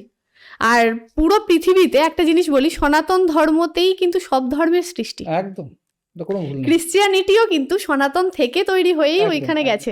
তো কোথাও না কোথাও কোনো এক, আমি পার্টিকুলার এটা জানি না, যেটা জানি না আমি সেটা বলছি না, বাট কোথাও এক জায়গায় কোনো একটি পুরাণে উল্লেখ করা আছে কিন্তু, যে জেসাস ক্রাইস্টও মহাদেব বা বিষ্ণুরই একটি অবতার ছিলেন। অবতার নয়, এখানে আমি আপনাকে একটু কারেকশন করছি, আমি খুব একটা জানি না, বাট অবতার নয়, যেহেতু যুগাবতার বলতে পারেন। না যুগাবতার নয়, মানে যেহেতু আমরা আমাদের গীতায় বা আমাদের ধর্মে বলা আছে সর্বোপরি একই, সে যে কোনো জাতির হোক, একদম তাই, সে হিন্দু হোক, মুসলিম হোক, খ্রিস্টান হোক, ঈশ্বর একজনই, সবার রূপ আলাদা, সবার ধর্ম আলাদা, বিজনেস করে। সেই ক্ষেত্রে খ্রিস্টানকে আমাদের কৃষ্ণর সাথেও তুলনা করা হয়, যে কৃষ্ণের সাথে তুলনা করা হয়। জেসাস ক্রাইস্টকে অ্যাকচুয়ালি কিন্তু মানে বিষ্ণুর স্বরূপ বা মহাদেবের স্বরূপে ধরা হয়েছে বহু জায়গায়। আমি কেন বিষ্ণু বা মহাদেব একসাথে নাম নিলাম, আপনাদের সবার যারা পুরী ধাম, আমাদের সবার খুব প্রিয় জায়গা, পুরী ধাম মানেই হচ্ছেন জগন্নাথ দেব এবং শ্রীকৃষ্ণ। শুধুই কি তাই? আর কি আছে? মহাদেব নিজে আছেন। জগন্নাথ দেবকে আমরা কি হিসাবে জানি? কৃষ্ণের রূপ, বিষ্ণুর রূপ, কিন্তু জগন্নাথদেব অ্যাকচুয়ালি কে? জগন্নাথদেব পুরী ধামে কি রূপে অবস্থান করছেন? ভৈরব। হ্যাঁ, হ্যাঁ, উনি কিন্তু পুরীর ভৈরব বিষ্ণু নয়, না, উনি তো ভৈরব। নারায়ণ, বলরাম, সুভদ্রা বলা হর হয় যে। হরি এক আত্মা। হ্যাঁ, আমরা ডিভাইড করছি, debate তো করছি, okay. ডিভাইড আমরা করছি, হুম, হুম। বাট জগন্নাথদেব কে? জগন্নাথদেব তো পুরীর ভৈরব। অবাক লাগছে। অবাক লাগতেই পারে, বাট এটাই সত্যি। পুরীর ভৈরব জগন্নাথ দেব। আমরা বলি জগন্নাথ, বলরাম, সুভদ্রা, একদম। মানে কৃষ্ণের বোনের নাম কৃষ্ণের, সুভদ্রা, হ্যাঁ হ্যাঁ, অবশ্যই তাই, বলরাম, একদম তাই। তবে এখানে ভৈরব এলো কোথা থেকে? দেখুন, আমি এখানে দুটো কনসেপ্ট আপনাকে বলি। এই কৃষ্ণ মত এবং শিব মতে একটা বিশাল দ্বন্দ্ব আছে। আছে, আছে, এটা আমরা সবাই জানি। মানে সনাতন ধর্মে আমারই একটা অভিজ্ঞতা আমি শেয়ার করি। আমি যখন মানে প্রথম, মানে খুব ছোট, হুম ঠাকুর আমি সেইভাবে খুব একটা করতাম না, জাস্ট হুম, নমস্কার করতে, normal, বাড়ির একটা নিয়ম। হুম। বয়সের সাথে সাথে আমার মনে হয় কোনো জায়গায় আমি শিবের সাথে টাচ হচ্ছি, কোনো আচ্ছা, জায়গায় আমার মনে হয়। হুম হুম হুম। সেই মনে আসা থেকে আমার একটা কোয়ারিজ হয় যে কে বড়, শিব না কৃষ্ণ বা কৃষ্ণ বিষ্ণু, কে বড়? কে বড়? এটা বেশ প্রশ্ন আসে। এবং আপনি যদি আমার বইয়ের মানে বইগুচ্ছ দেখেন, একটা দেখেন, সেখানে বিষ্ণু পুরাণ এবং শিব পুরাণ দুটো আছে। এর কারণ আছে একটা, এর কারণ হচ্ছে আমি যখন একজন বলতো শিব পুরাণ পর বুঝে যাবি কে, আচ্ছা, আবার একজন বললো বিষ্ণু পুরাণ পর বুঝে যাবি কে। ওকে, বেশ, আমি দুটোই নিলাম। যদি আমি বই পড়ি না, টু বি অনেস্ট, আমি শুনি। আর বই দুটো রাখার কারণ হচ্ছে আমাকে ওগুলো রিমাইন্ড করায় আমি যখন দেখি যে এই ব্যাপারটা এটা। তো যখন আমি কৃষ্ণকে দেখি তখন কৃষ্ণর জন্ম বিস্তারিত সব পাই, কোথা দিয়ে আসে, নারায়ণ। কিন্তু শিবের কিছু পাওয়া যায় না, না শিবের জন্ম পাওয়া যায়, না শিবের মৃত্যু পাওয়া যায়। একদম। তখন আমার খুব মনে ভালো লাগে যে শিব বড়, তার মানে। কিন্তু যত দিন দিন আমি শিবের উপরে আরও বেশি ডেডিকেট হই বা ঈশ্বরের প্রতি ডেডিকেট হই, তখন একটা ধারণা আসে, বা তখন আমার ছোট্ট মাথায় একটা, মানে হয়তো উনিই বোঝায় যে আলাদা কেউ নেই, যিনি শিব, তিনি নারায়ণ, একদম তাই। এবং তিনি বাকি সব। আমরা এখানে আমি একটা কথা বলতে চাই, এখানে আমরা সোশ্যালি কি করছি, আমি শিবের ভক্ত, আমি বড়, আমি কৃষ্ণর ভক্ত, আমি বড়, এটা করছি। তো অ্যাকচুয়ালি মহাদেব নিজে বিষ্ণুকে আরাধ্য বলেন, নিজের আরাধ্যা। এবং সেখানে স্বয়ং শ্রী বিষ্ণু নিজে মহাদেবকে আরাধ্য বলেন। মানে এরা ভাগী না, এরা শুধুমাত্র কেউই আলাদা না, এরা দুজনই একজনই। শুধুমাত্র আমাদের এই পৃথিবীতে আমাদের মতো একজন সংহারক, একজন পরিচালক এবং একজন সৃষ্টিকর্তা। তাই ব্রহ্মা, বিষ্ণু, মহেশ্বর, এই তিনটে রূপকে আমরা চোখের সামনে দেখতে পাই, আদার্স কিচ্ছু। কিন্তু তিনটেরই একটাই, মানে একটাই জায়গা থেকে উৎপত্তি। এবার উৎপত্তি স্থল নিয়ে অনেকের অনেক বিতর্ক আছে, যেটা হচ্ছে উৎপত্তি স্থল হচ্ছেন মা। মা থেকেই জন্ম, মা থেকেই সৃষ্টি। আমরা যেন বলি ইউনিভার্সাল মাদার। আবার ক্রিশ্চিয়ানিটিতে বলা হয় মাদার মেরি, উনি পৃথিবীর মা। নর্মাল, দেখুন যেখান থেকে আপনি যেদিক থেকেই ঘুরিয়ে দেখুন না কেন, সমস্ত কিছু একই জায়গাতে এনে দাঁড় করাবে। কিন্তু মা, বাবা, এই শব্দগুলোর বাইরে আমরা বেরোতে পারবো না। সাধনা, যে সম্প্রদায় হোক না কেন, সাধনা, ভগবান আসছেন, আমাদের দেখা দিচ্ছেন, এবং আমরা কিন্তু কোথাও না কোথাও ওনার সাথে কানেক্ট হওয়ার পর খুব শান্তি পাচ্ছি। সাধনা হচ্ছে শান্তির পথ, আর কিচ্ছু না। শান্তি কোথায় আছে? না টাকা পয়সায় আছে, না খাওয়া দাওয়ায় আছে, না চাকচিক্যে আছে, না ঘুমানোয় আছে, না জামা কাপড় কত দামি আমি পরেছি তাতে মানে সাধনা আছে। সাধনা আছে ছেঁড়া কাঁথায়, সাধনা কিন্তু রাস্তার ধুলোয় আছে। ওভারঅল দিনের শেষে আমি যেখানে শান্তি পাই, যে জায়গাটায় শান্তি পাই, একদম তাই। মানে অনেকে বলে আমি বিছানায় বসে মন্ত্র পাঠ করি, এটা কি সম্ভব? আমি কি কোনো কিছু, তুমি যদি 4 দিনও মন্ত্রটা পাঠ করে থাকো, সেই মন্ত্রের সামান্যতম সাধনাও তোমার কাছে আছে। এই প্রসঙ্গে আমি একটা কথা বলি। গুরুজি স্বামী পূর্ণানন্দজি বলেন যে একজন প্রশ্ন করে, ওনা যেমন দেখি, আমি ওই এপিসোডগুলো দেখি, তো তাই একজন বলছে যে গুরুজি আমি জব করছি কিন্তু আমার মনে অন্য কিছু চলছে, তো এতে কি ফল হবে? তো মানে অন্য কিছু হয় না, যে আমাদের মাইন্ড। গুরুজি বললো তুমি জবটা কার করছো? কোনো দেবতার। তার মানে তুমি ডাকছো, তুমি জল পান করছো, জলের সাথে সাথে তুমি কোনো ফল, কোনো প্রসাদ খাচ্ছ, আলটিমেটলি জলটা তোমার ভেতরে যাচ্ছে। তুমি যদি জব করছো, অ্যাটলিস্ট তুমি ডাকছো, কিছুটা হলেও তুমি পাচ্ছ, সিদ্ধি পাবে, কোনো সমস্যা নেই, তুমি ডেকে যাও। ধীরে ধীরে তোমার ওই জবই তোমাকে এমন শক্তি দেবে, তোমার মন কোথাও যাবেই না, স্ট্রেট থাকবে। এটার আমি কারণ বলি, যখন আমাদের এক একটা চক্র একটা করে অ্যাক্টিভ হয় না, প্রথম যে চক্র রুট চক্র যখন আমরা থাকি, আমাদের তখন প্রচন্ড ঘুম পায়, আচ্ছা জব করতে ইচ্ছা করবে হ্যাঁ না। অনেকের অনেকের হয়। তারপর আর আস্তে আস্তে ওপরে ওঠার সাথে সাথে আমাদের প্রত্যেকটা জায়গা কিন্তু আলাদা আলাদা আলাদা আলাদা হতে থাকে। অনেকে বলেছে আমি মেডিটেশন, এটা আমি শুনেছি সোশ্যাল মিডিয়ার কোনো পডকাস্টিংয়ে, যে আমি মেডিটেশনে বসার পরই আমার শিরদাঁড়া বরাবর একটা ঝাং করে একটা আলো যাওয়া আসা করলো, আমি অ্যাঞ্জেলসকে দেখতে পেলাম। সরি টু সে, এতটা গল্প বানানো উচিত নয় আমার মনে হয়। নিজেকে পপুলার বানাবার জন্য এটা একটু বেশি হয়ে গেল না? কোনো লাইট এইভাবে যাওয়া আসা করে না। আর হিলিং প্রপার্টিজ, এই যে এঞ্জেলসকে আমি পেয়ে গেছি, এঞ্জেলস আমার কাছে এসেছে, আমি একটা কথা সাধারণত বলতে চাই, আমাদের মানব শরীর পাপে পরিপূর্ণ, ঠিক আছে? আমরা দিনে 4টে হলেও মিথ্যে কথা বলি, কারুর অকল্যাণ না করার জন্য হলেও, নিজের মায়ের কাছে লুকাবার জন্য, বাবার কাছে লুকাবার জন্য, বন্ধুর কাছে লুকাবার জন্য বলি মিথ্যে কথা আমরা বলি। অতএব ওই মিথ্যেটাও কিন্তু একটা পাপ। এই যে শনির 7.5, মানুষ এত ভয় পায়, কারণটা কি? ভয়ের তো কিছু নাই, আমি যা কর্ম করেছি তার ফল পাবো। আমি যদি মিথ্যে বলে থাকি শনিদেব এসে আমাকে লাঠির বাড়ি তো দেবে না, নর্মাল জিনিস, এত ভয়ের কি আছে? যদি আমি ভুল করে থাকি তাহলে ভয় পাবে, যদি আমি ভুল না করে থাকি তাহলে কিসের ভয়, কিসের প্রবলেম? আমার তো কোনো ভয় নেই। হ্যাঁ, হয়তো কাজে একটু ডিলে করাবে, একটু ধৈর্যের পরীক্ষা নেবে বেশি, যেটা শনিদেব মেনলি করে থাকেন, একটু বেশি টাইম নিয়ে উনি পরীক্ষা নেন, একটু ধৈর্য দেখেন, বিশ্বাসটা দেখেন, ভগবানের প্রতি ভক্তি দেখেন। 7.5 এড়িয়ে যাবার খুব শর্টকাট একটা আপনাকে আমি বলে দিয়েছি, সেটা হচ্ছে কৃষ্ণের ভক্তি। শ্রীকৃষ্ণ এবং মা লক্ষ্মী, মানে লক্ষ্মী নারায়ণে ভক্তি থাকলে 7.5 এফেক্ট অনেকটা কম হবে। এবং তার সাথে একটি ভগবান রয়েছেন যিনি 7.5 প্রভাব অনেকটা কমাতে পারেন, তিনি হচ্ছেন মহাকাল। মহাকালের আরাধনা করলে শিবের 7.5 অনেকটা। আর একটি দেবতা, বেসিক্যালি এরা হ্রাস কিছু পায় না, আপনাকে স্ট্রং করে, যাতে আপনি স্ট্রং করে না। হ্রাস পায় বলতে, দেখুন আপনার কর্মের তো হিসাব হয়েছে, আপনি যদি খারাপ করেন খারাপ পাবেনই, এটা তো তারা এসে বদলাতে পারবে না, তাহলে তো পৃথিবী উল্টে যাবে না, হিসাবে তো চলছে না, লজিকটা মিললো না।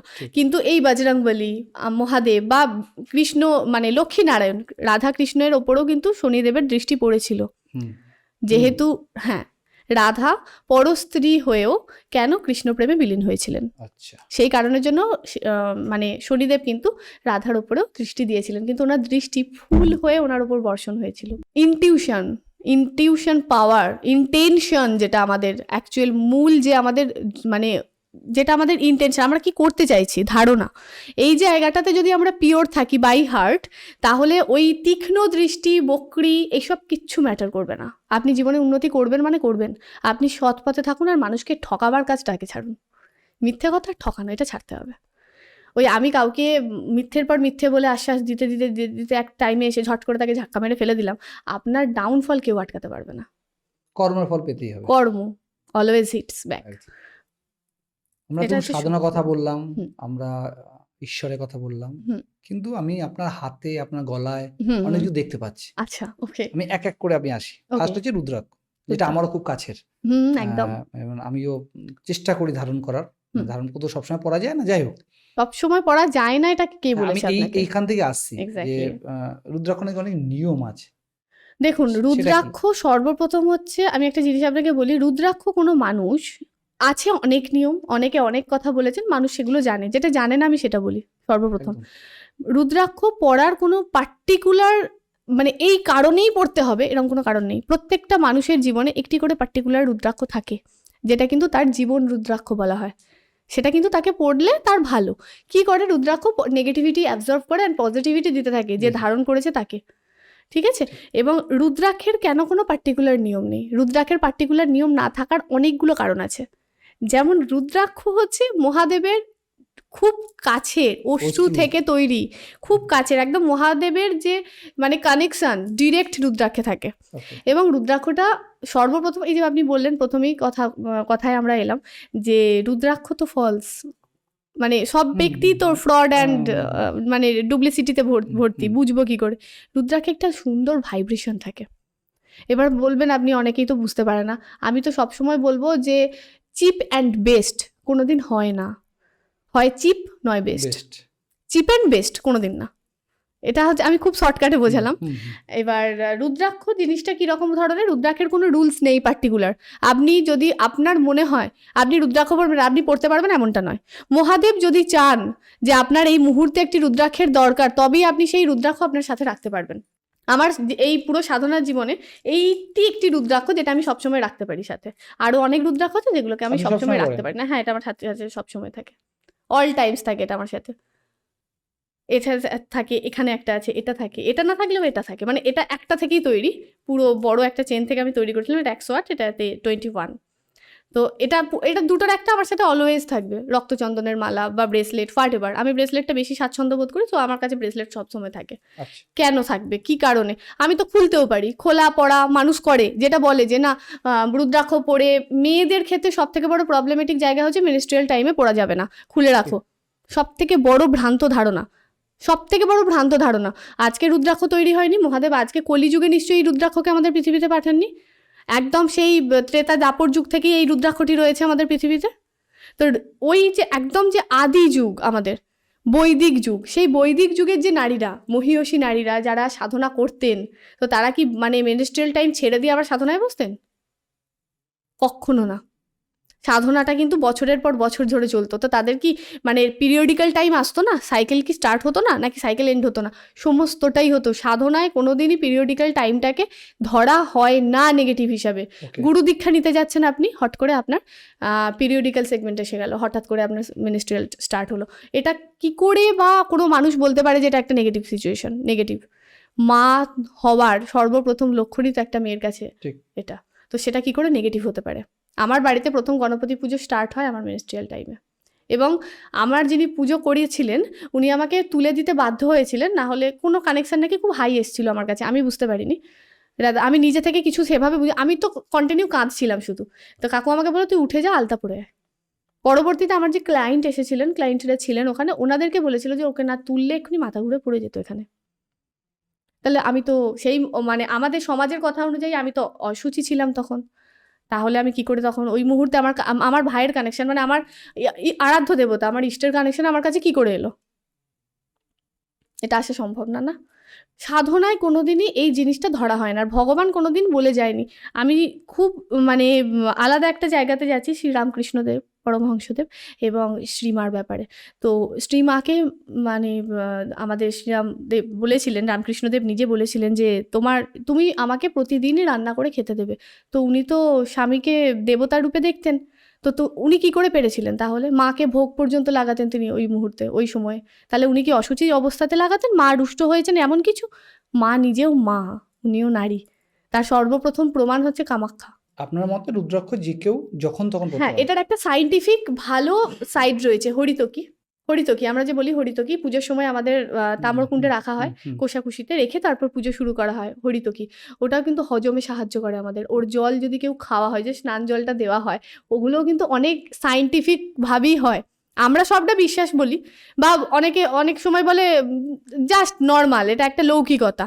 কোনোটাই লৌকিকতা না, কোনোটাই নর্মাল নিয়ম না, প্রত্যেকটার সাথেই কিন্তু বিজ্ঞান যুক্ত, প্রত্যেকটাই আজকে সাইন্টিফিক। আবিষ্কার হয়েছে বলে মানুষ বুঝতে পারছে, বাট একদম। এটা অনেক আগে থেকে একদমই তাই, আজকে আবিষ্কার হয়েছে তাই আমি এই কথাটা বলতে পারলাম, বা আরো 4 জন এই কথাটা বলতে পারছেন বা জানতে পারছেন। কিন্তু হরিতকি তো আগে থেকেই হয়ে আসছে। মানে আমাদের সনাতন ধর্মে ঋষিমুনিরা কত জ্ঞানী ছিলেন, অনেক জ্ঞানী ছিলেন। আমি আপনাকে যেটা বললাম, প্রকৃতি নিজে দিয়েছে ওরা লক করার সমস্ত কিছু, আমরা জানি না, এটা আমাদের ফল। এরও কোনো সাইন্টিফিক কারণ আছে হয়তো? অবশ্যই আছে, যেটা আমরা এখন দারচিনি, সব থেকে সুন্দর জিনিস হচ্ছে দারচিনি। সিনেমান কি করে? সিনেমান উইশ ফুলফিলমেন্টে কাজ করে। সিনেমান কি করে? সিনেমান নেগেটিভিটিকে দূর করতে সাহায্য করে। সিনেমান কোনো ব্লকেজেস কাটাতে সাহায্য করে। দারচিনি এত কিছু কাজ করে। আপনি দারচিনি ছেড়ে দিন, সব থেকে সহজ জায়গা জিনিসটা হচ্ছে জল। ম্যানিফেস্টেশন পাওয়ার জলে সবচেয়ে বেশি। হ্যাঁ, আপনি এক গ্লাস জল নিলেন, রাতে শুতে যাওয়ার আগে ওই জলটাকে সামনে রেখে আপনি নিজের মনের ইচ্ছা 7 বার 7 টাইমস ওটার সামনে দাঁড়িয়ে বলুন এবং জলটা খেয়ে নিন, নিয়ে শুয়ে যান। আপনি দেখবেন আপনার লাইফে ওই যে ব্লকেজটা ছিল, রাস্তাটা বন্ধ ছিল, রাস্তাটা আস্তে আস্তে খুলছে, এবং আপনি দেখতে পাবেন যে আমার স্বপ্নটা সত্যি হতে চলেছে। ওয়াটার টেকনিক সব থেকে হাইয়েস্ট ওয়েতে কাজ করে। আয়না, ম্যানিফেস্টেশনের আরও বড় জায়গা আয়না, প্রতিফলন আমাদেরই তো দেখা যায় প্রতিচ্ছবি হতে। আয়না হচ্ছে আরও বড়। বাঁ হাতটা বুকে রাখবেন, ডান হাতটা আয়নায় রাখবেন, চোখে পুরো আই কন্ট্যাক্টে থাকতে হবে। এটা কিন্তু খুব সাবধানে করতে হবে, এতে কিন্তু অনেক সময় অনেক রকম এনার্জি আসা যাওয়া করে, যেটাকে আমরা নেগেটিভ এনার্জি বলি বা ভয়ের কারণ হয়ে দাঁড়ায়। তো জাস্ট বাঁ হাতটা বুকে রাখতে হবে, ডান হাতটা আয়নায় রেখে চোখে একদম ডিরেক্ট আয়নার দিকেই আপনাকে তাকাতে হবে, তাকিয়ে আপনাকে কথাটা বলতে হবে। কেউ হয়তো চাইলো বিজনেসে এ মাসে আমি 15 লাখ টাকা ইনকাম, 15 কোটি টাকা আমি বিজনেস মানে রোল ওভার করবো পার ইয়ার। আয়নায় রাখুন, চোখের দিকে তাকিয়ে আপনাকে 7 টাইমস ওটা বলতে হবে, এবং যে ব্যক্তি বলবে কোনো দিকে মন না দিয়ে সে নিজেকেই নিজে ভয় পাবে দেখে, এটা ফ্যাক্ট। এতটাই এক্স্যাক্টলি, এটা উইচক্রাফট, এটা উইচক্রাফটের একটা জায়গা। যেমন এঞ্জেলস থেরাপি আছে তেমন উইচক্রাফটও আছে। ওকে, তো কেউ কিন্তু হার্ম করে না, সবাইকেই যদি আমরা ইউজ করতে পারি সবটাই কিন্তু ভালো দিকে ইউজ করা যায়। হ্যাঁ, একটু ভয়টা কম পেতে হবে, মানুষের মনের শক্তি থাকলে এটা করতে পারেন। এখন সোশ্যাল মিডিয়া কিছু দেখা যায় buy one get one free, আপনি হুম যেগুলো পড়ে আছেন আর হুম কি, হুম হুম হুম হুম হুম। 199 অফার চলছে, আপনার ভাগ্য পরিবর্তন করুন, আপনার ব্যবসা বেড়ে যাবে, এটা পড়ুন। প্রথমত আদৌ এতে কাজ করে? আর যারা buy one get one free দিচ্ছে নানা রকম অফার দিনে বা ফেস্টিভ্যাল টাইমে, এটা যদি এতই মূল্যবান জিনিস হয়, হুম মানে আমি একটাই প্রশ্ন করছি ওভারঅল, আদৌ এটা কাজ করে কিনা? আদৌ যদি এত মূল্যবান হয় তা আগে মানুষ ব্যবহার করেনি কেন? এখন সোশ্যাল মিডিয়ার যুগে এসে এত কেন এর ক্রেজ? দেখুন, ক্রিস্টাল হচ্ছে পুরোপুরিভাবে একটা ম্যানিফেস্টেশন টেকনিকের ওপর মানে দাঁড়িয়ে থাকে। ক্রিস্টাল আমি দোকান থেকে কিনলাম, পরে নিলাম, কোনো কাজ করবে না, ওকে, কোনো কাজ করবে না। ক্রিস্টালটা অরিজিনাল হলেও কিন্তু ক্রিস্টাল ব্লকড, এটা এনার্জির ওপর চলে। ক্রিস্টাল প্রথমত এনার্জির ওপর চলে, দ্বিতীয়ত প্রত্যেকটা ক্রিস্টাল মাটির তলা থেকে ওঠে, না হলে সমুদ্রের তলা থেকেও কিছু ক্রিস্টাল পাওয়া যায়। ওকে, তো ক্রিস্টাল কিন্তু আমাদের ইন্ডিয়াতে এতটা ক্রেজ না থাকার কারণ এগুলো সবই বেশিরভাগটাই বাইরে থেকে আসে। আচ্ছা, বাইরের দেশের মানুষরা কিন্তু ক্রিস্টাল সম্বন্ধে অনেক আগে থেকে ওয়াকিবহাল ছিল, যেটা আমরা ছিলাম না। ওকে, রিসেন্টলি যেহেতু এত মানে আফটার কোভিড যেহেতু এত অতিরিক্ত বাইরে থেকে জিনিসপত্র কেনা নেওয়া বসা দেওয়া এইসব শুরু হয়েছে, দ্যাটস ওয়াই মানুষ আজকে ক্রিস্টাল সম্বন্ধে জানতে পেরেছেন। ক্রিস্টাল কাজ করে, 100% কাজ করে যদি আপনি সঠিক ক্রিস্টাল ধারণ করেন। মাটি থেকে খুঁড়ে একটা জিনিসকে তুলে আনতে যথেষ্ট পরিশ্রম লাগে, এবং সেটা খুঁজতে একজন সায়েন্টিস্টের অনেক অনেক অনেক টাইম চলে যায়, ওটা কোনোদিন চিপ হতে পারে না। এবার আপনি বলেন যেটা মার্কেটে পাওয়া যাচ্ছে, মার্কেটে পাওয়া যাওয়া জিনিসগুলো 90% আমি দেখেছি, বহু মানুষকে আমি কিনতে দেখেছি, বড় বড় জায়গা থেকে, আমি নাম নিচ্ছি না, বহু বহু জায়গা থেকে আমি দেখেছি সেই জিনিসগুলো মানুষদেরকে কিনতে, বাট ফলস, কোনো কাজ করে না। মানুষ পড়ে এবং আফটার দ্যাট বলে কাজ হচ্ছে না, বলে ছিঁড়ে খুলে ফেলে দেয়। ক্রিস্টাল অ্যাকচুয়ালি এটা নয়, ক্রিস্টাল খুব কাম ডাউন একটা এনার্জি, সফট এনার্জি, এতে মুন পাওয়ার থাকে, চাঁদের পাওয়ার থাকে, সফট একদম ঠান্ডা একটা এনার্জি থাকে, এটা কোনোদিন হার্ম করে না কাউকে। সর্বপ্রথম মানুষ বহু ক্রিস্টাল একসাথে ধারণ করতে পারেন, কারণ মানুষকে কোনোদিন এটা হার্ম করে না, কোনো এনার্জিকেই হার্ম করে না, নেগেটিভিটি অ্যাবজর্ব করে পজিটিভিটি দেয় যে ধারণ করেছে তাকে, যেমন রুদ্রাক্ষ করে। রুদ্রাক্ষ একটা স্পিরিচুয়াল এনার্জি, আর এ কিন্তু ওভারঅল এনার্জি ক্রিস্টাল। তো খুব কাম ডাউন একটা এনার্জি। স্ফটিকও ক্রিস্টাল, ওকে, ঠিক আছে, বরফটা জমে জমে জমে জমে জমে জমে কিন্তু স্ফটিক তৈরি হয়। তো আমরা কিন্তু ক্রিস্টালের ভাষায় ওটাকে ক্লিয়ার কোয়ার্টজ বলি, ওটাও কিন্তু কাইন্ড অফ স্ফটিক। তো এগুলো কিন্তু সমস্তটাই পৃথিবীতে ওই চাপের ফলেই তৈরি হয়, বিভিন্নটার বিভিন্ন নামে, বিভিন্নটা বিভিন্ন রকমের কাজ করে। এবং আমি একটা কথা আপনাকে খুব ক্লিয়ারলি বলতে চাই, এগুলোর ওপর আমি নিজে পার্সোনালি খুব স্টাডি করি ক্রিস্টালের ওপর। ক্রিস্টাল একটা সমুদ্র, এত রকমের ক্রিস্টাল আছে এবং এত রকমের কাজ হয় যে সেগুলো কিন্তু কেউ আমরা বুঝতে পারি না যে কত কাজ আছে এবং কত রকমের ক্রিস্টাল, যে প্রত্যেকটা ক্রিস্টালের কাজ কিন্তু আলাদা আলাদা আলাদা আলাদা হয়।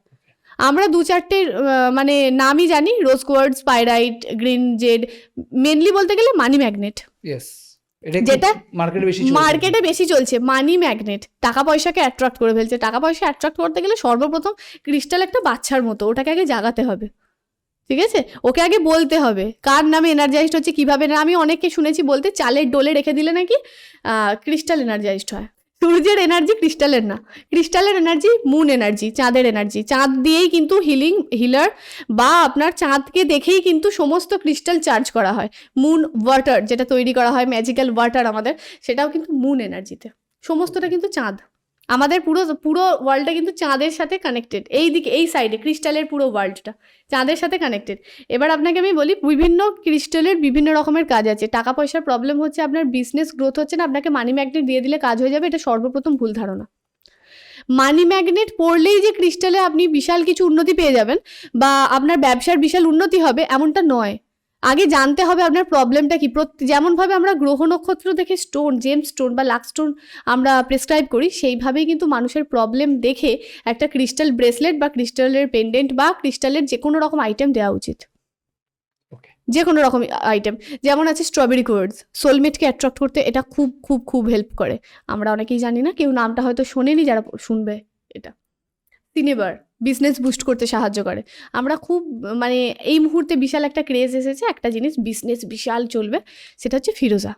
সলমান খান পড়েছেন, আমি পড়লে আমারও বিজনেস ভালো চলবে। বাট ফিরোজা, অ্যাকচুয়াল ফিরোজা আমাদের এখানে আমি কাউকে পড়তে দেখিনি, বাট আসে না। রিয়েল ফিরোজা কিন্তু খুব খুব খুব টাফ পাওয়া, আর ওটা পুরো পায়রাইটে ভর্তি থাকে, গোল্ডেন পায়রাইটে। আর দেখে বোঝা যায় যে এটা রিয়েল ইরানিয়ান ফিরোজা কি পার্সিয়ান ফিরোজা, দেখলে বোঝা যায়। আর ফিরোজার একটা বড় ব্যাপার হচ্ছে, ফিরোজাটা আপনি ইউজ করলেন, আফটার ওটার ইউজ যখন প্রয়োজন শেষ হয়ে যাবে না, তখন কিন্তু ফিরোজা অটোমেটিক্যালি ব্রেক হয়ে যাবে। একদম শেষ যে ব্যাপারটা জানা, সেটা হচ্ছে আপনার গলা একটি যে কোনো একটা দুটো তিলকের তিলক আছে, এর মানেটা কি? কারণটা আমি আপনাকে বলি, এখন অনেকেই এটা লাগাচ্ছে, হ্যাঁ। অনেকে জানেন অনেকে জানেন না।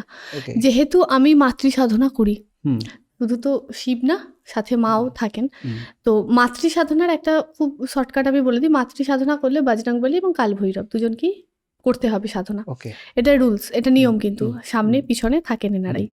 তো যখন আমাকে পার্টিকুলারলি আমাকে যখন দেবী কবচ পড়তে হয় বা মায়ের যে কবচ পাঠ এটা করতে হয়, তখন ওখানে লেখা থাকে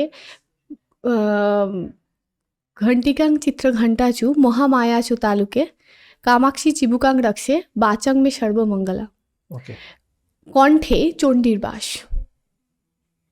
ওকে। আমাদের কণ্ঠে হুম। মা চণ্ডীর বাস। হুম। চণ্ডী কি করেন? চণ্ডীই হচ্ছেন অ্যাকচুয়াল পুরো মাতৃশক্তির আধার। আমরা জানি ওকে। মাকে যে রূপে নামেই আমরা ডাকি, প্রত্যেকটা মাই কিন্তু অ্যাকচুয়াল একটা রূপের আধার, তাই তো? মানে সমস্ত শক্তির রূপ একটাই, ললিতা দেবী বলি, পারম্বা মা বলি, মাতা রানী বলি, মা দুর্গা বলি, যাই বলি। হুম। তো এই কণ্ঠে কিন্তু মায়ের বাস। তো আমরা প্রথম এটাকে কাইন্ড অফ আপনি দুদিক থেকে বলতে পারেন। একটা হচ্ছে লক, কণ্ঠ লক করা মানে শুদ্ধ বাক্য বেরোবে এবং শুদ্ধটাই আসবে, আপনি মিথ্যে বা ভুল কিছু বলবেন না। আর দ্বিতীয়ত হচ্ছে প্রোটেকশন। সিঁদুর এমন একটা শুদ্ধ জিনিস যেটা কিন্তু আমাদেরকে প্রোটেকশন সব থেকে বেশি দেয়। আমরা তো বিবাহিতা না, আমার মতো অনেকে যারা বিবাহিতা না, তারা কি করবে? তারা তো সিঁথিতে পড়তে পারে না। যারা বিবাহিতা তারা সিঁথিতেও পড়ে, কণ্ঠেও লাগায়, কিন্তু ঠিক আছে, তাদের কিন্তু তাদের নিয়ম, সিঁদুর পড়ার অনেক নিয়ম আছে, তো নিয়মের মধ্যে কিন্তু কণ্ঠে তারাও লাগায়। আমরা কেন লাগাবো? আমার প্রথমত আমার পড়ার কারণ হচ্ছে আমি কিন্তু মাতৃ সাধনা করছি। মাতৃ সাধনায় একটি কিন্তু মাকে উদ্দেশ্য করে তিলক লাগাতেই হয়, এখানের থেকেও আগে এখানে। তো দ্যাটস ওয়াই এখানে সিঁদুর কেন, আমি যে কোনো, যদি আমি আপনার গোবী চন্দন হোক, চন্দন হোক বা অষ্টগন্ধা হোক, যেটাই হোক না কেন, আমাকে এখানে আগে দিতেই হবে, সেটা আপনার জন্য, আমার জন্য। কিন্তু অনেক সাংসারিক মানুষেও কিন্তু দেখা যায় যারা গলায় ধারণ করছে, অনেকে জানেন, আমি প্রথমেই বললাম, অনেকে জেনে করেন, অনেকে না জেনে করেন, অনেকে এটা ফ্যাশনেবলি করছেন, অনেকে আবার এটা শুধুমাত্র ভক্তি বিশেষে করছেন। প্রথম কথা হচ্ছে, এটা করলে সাধারণ সমস্ত মেয়েদের জন্য যেটা হবে সেটা হচ্ছে অর্ডালক। এক নম্বর, মেয়েদের কাছে এটা অনেক বড় একটা আশীর্বাদ, এটা অর্ডালক হচ্ছে।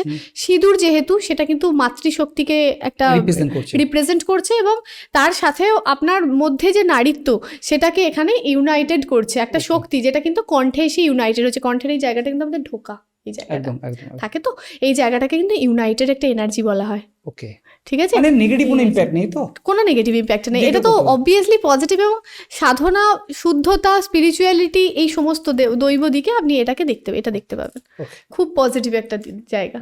এইরকম আলোচনা আমি আমাদের চ্যানেল বলে বলছি না, এইরকম আলোচনা কারো কাছে আলোচনাটা খুব ভালো লাগতে পারে, যেটা একটু আলাদা টাইপের, কারো কাছে কমন লাগতে পারে, কারো কাছে নেগেটিভ হতে পারে, যে না উল্টো পাল্টা বকছে মেবি। তো আমি সবার দৃষ্টিভঙ্গি দিয়েই বলছি যে একটা খুব সুন্দর আলোচনা হলো। এবং এরপরেও বাকি যে পয়েন্টগুলো আমরা থেকে গেল, সেখানে হচ্ছে যে আপনি যেমন দশম মহাবিদ্যার টপিকটা বললেন, যদিও আমাদের এই চ্যানেলে অলরেডি দশম মহাবিদ্যার সিরিজ চলছে, যেখানে আমরা দশম মহাবিদ্যা মাকে 10টা রূপকে আলাদা করে বর্ণনা করছি, আলাদা আলাদা ব্যক্তিত্ব নিয়ে, যারা এসে ওনারা মায়ের ব্যাপারে বলছেন।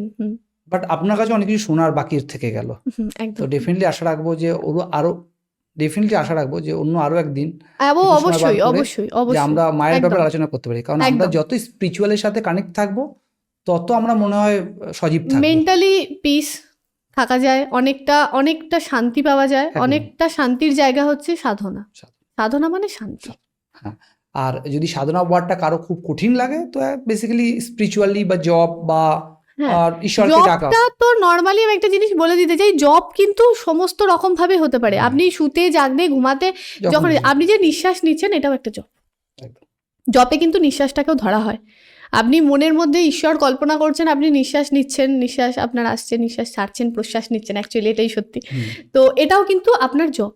আপনি ঈশ্বরকে কল্পনা করেই সমস্ত কিছু করছেন, ঘুমাচ্ছেন, জাগছেন, সকালে উঠে করদর্শন, যেটা আমাদের নিয়ম, মানে সমস্ত মানুষের করা উচিত করদর্শন। আগে ঘুম থেকে উঠে চোখটা খুলে আগে করদর্শন করা, করদর্শনের মন্ত্র বলা, এটা করা ওটা করা, মাটিতে পা রাখার আগে ভূমি দেবীকে আগে প্রণাম জানানো। এই যে জায়গাগুলো, এগুলো কিন্তু প্রত্যেকটা মানুষের করা উচিত। এটা কিন্তু নর্মালি সাধনায় আছি বলে না, নর্মালি করা উচিত, কারণ এটা আমাদের দৈনন্দিন জীবনের একটা পার্ট হওয়া উচিত। ওভারঅল বিষয় হচ্ছে স্পিরিচুয়ালিটি, আমরা ইউনিভার্সকে থ্যাংক ইউ হ্যাঁ। জানানো, বেসিক্যালি বিষয়টা ছিল। হ্যাঁ, গ্র্যাটিটিউড, gratitude এটা অবশ্যই থাকা উচিত। আমি একটা কঠিন কাজ করতে কখনোই পারতাম না যদি আমার ভগবান, আমার ইষ্ট দেবতা না, আমাকে ওটাই সাহায্য না করতেন। হতে পারে আজকে একটি মানুষ এসে আমাকে সাহায্য করছেন, কিন্তু করাচ্ছেন কি? ওপরে যিনি তিনি। বসে আছেন, অলমাইটি, উনি কিছু জানেন, ওনার হাতে সুতোগুলো রয়েছে, এরকম করে টান দেবেন, আমরা নাচবো, পুতুল একদম, আমরা। একদম, একদম। ঠিক আছে, তো উনি চাইছেন বলে হচ্ছে, তাই ওনার প্রতি গ্র্যাটিটিউড থাকা উচিত। যখন আমার কাছে কোনো ক্লায়েন্ট এসে আমাকে হট করে বলছে যে এটা হবে তো, এটা আমি করছি, এটা হবে তো, সরি টু সে, এটা বলে উনি ওনার কাজটার গতিটাকে ওখানে কিন্তু থেমে কমিয়ে দিচ্ছি, দেন। আমি দিচ্ছি, ঠিক। কারণ উনি এখানে একটা প্রশ্ন চিহ্ন দিচ্ছেন, আমি কি প্রশ্ন চিহ্নের মাঝে আসছি না, আসছে কিন্তু আমার এনার্জিটা কিন্তু ইউনিভার্স পাঠাচ্ছে আমাকে। ঠিক, ঠিক, ঠিক।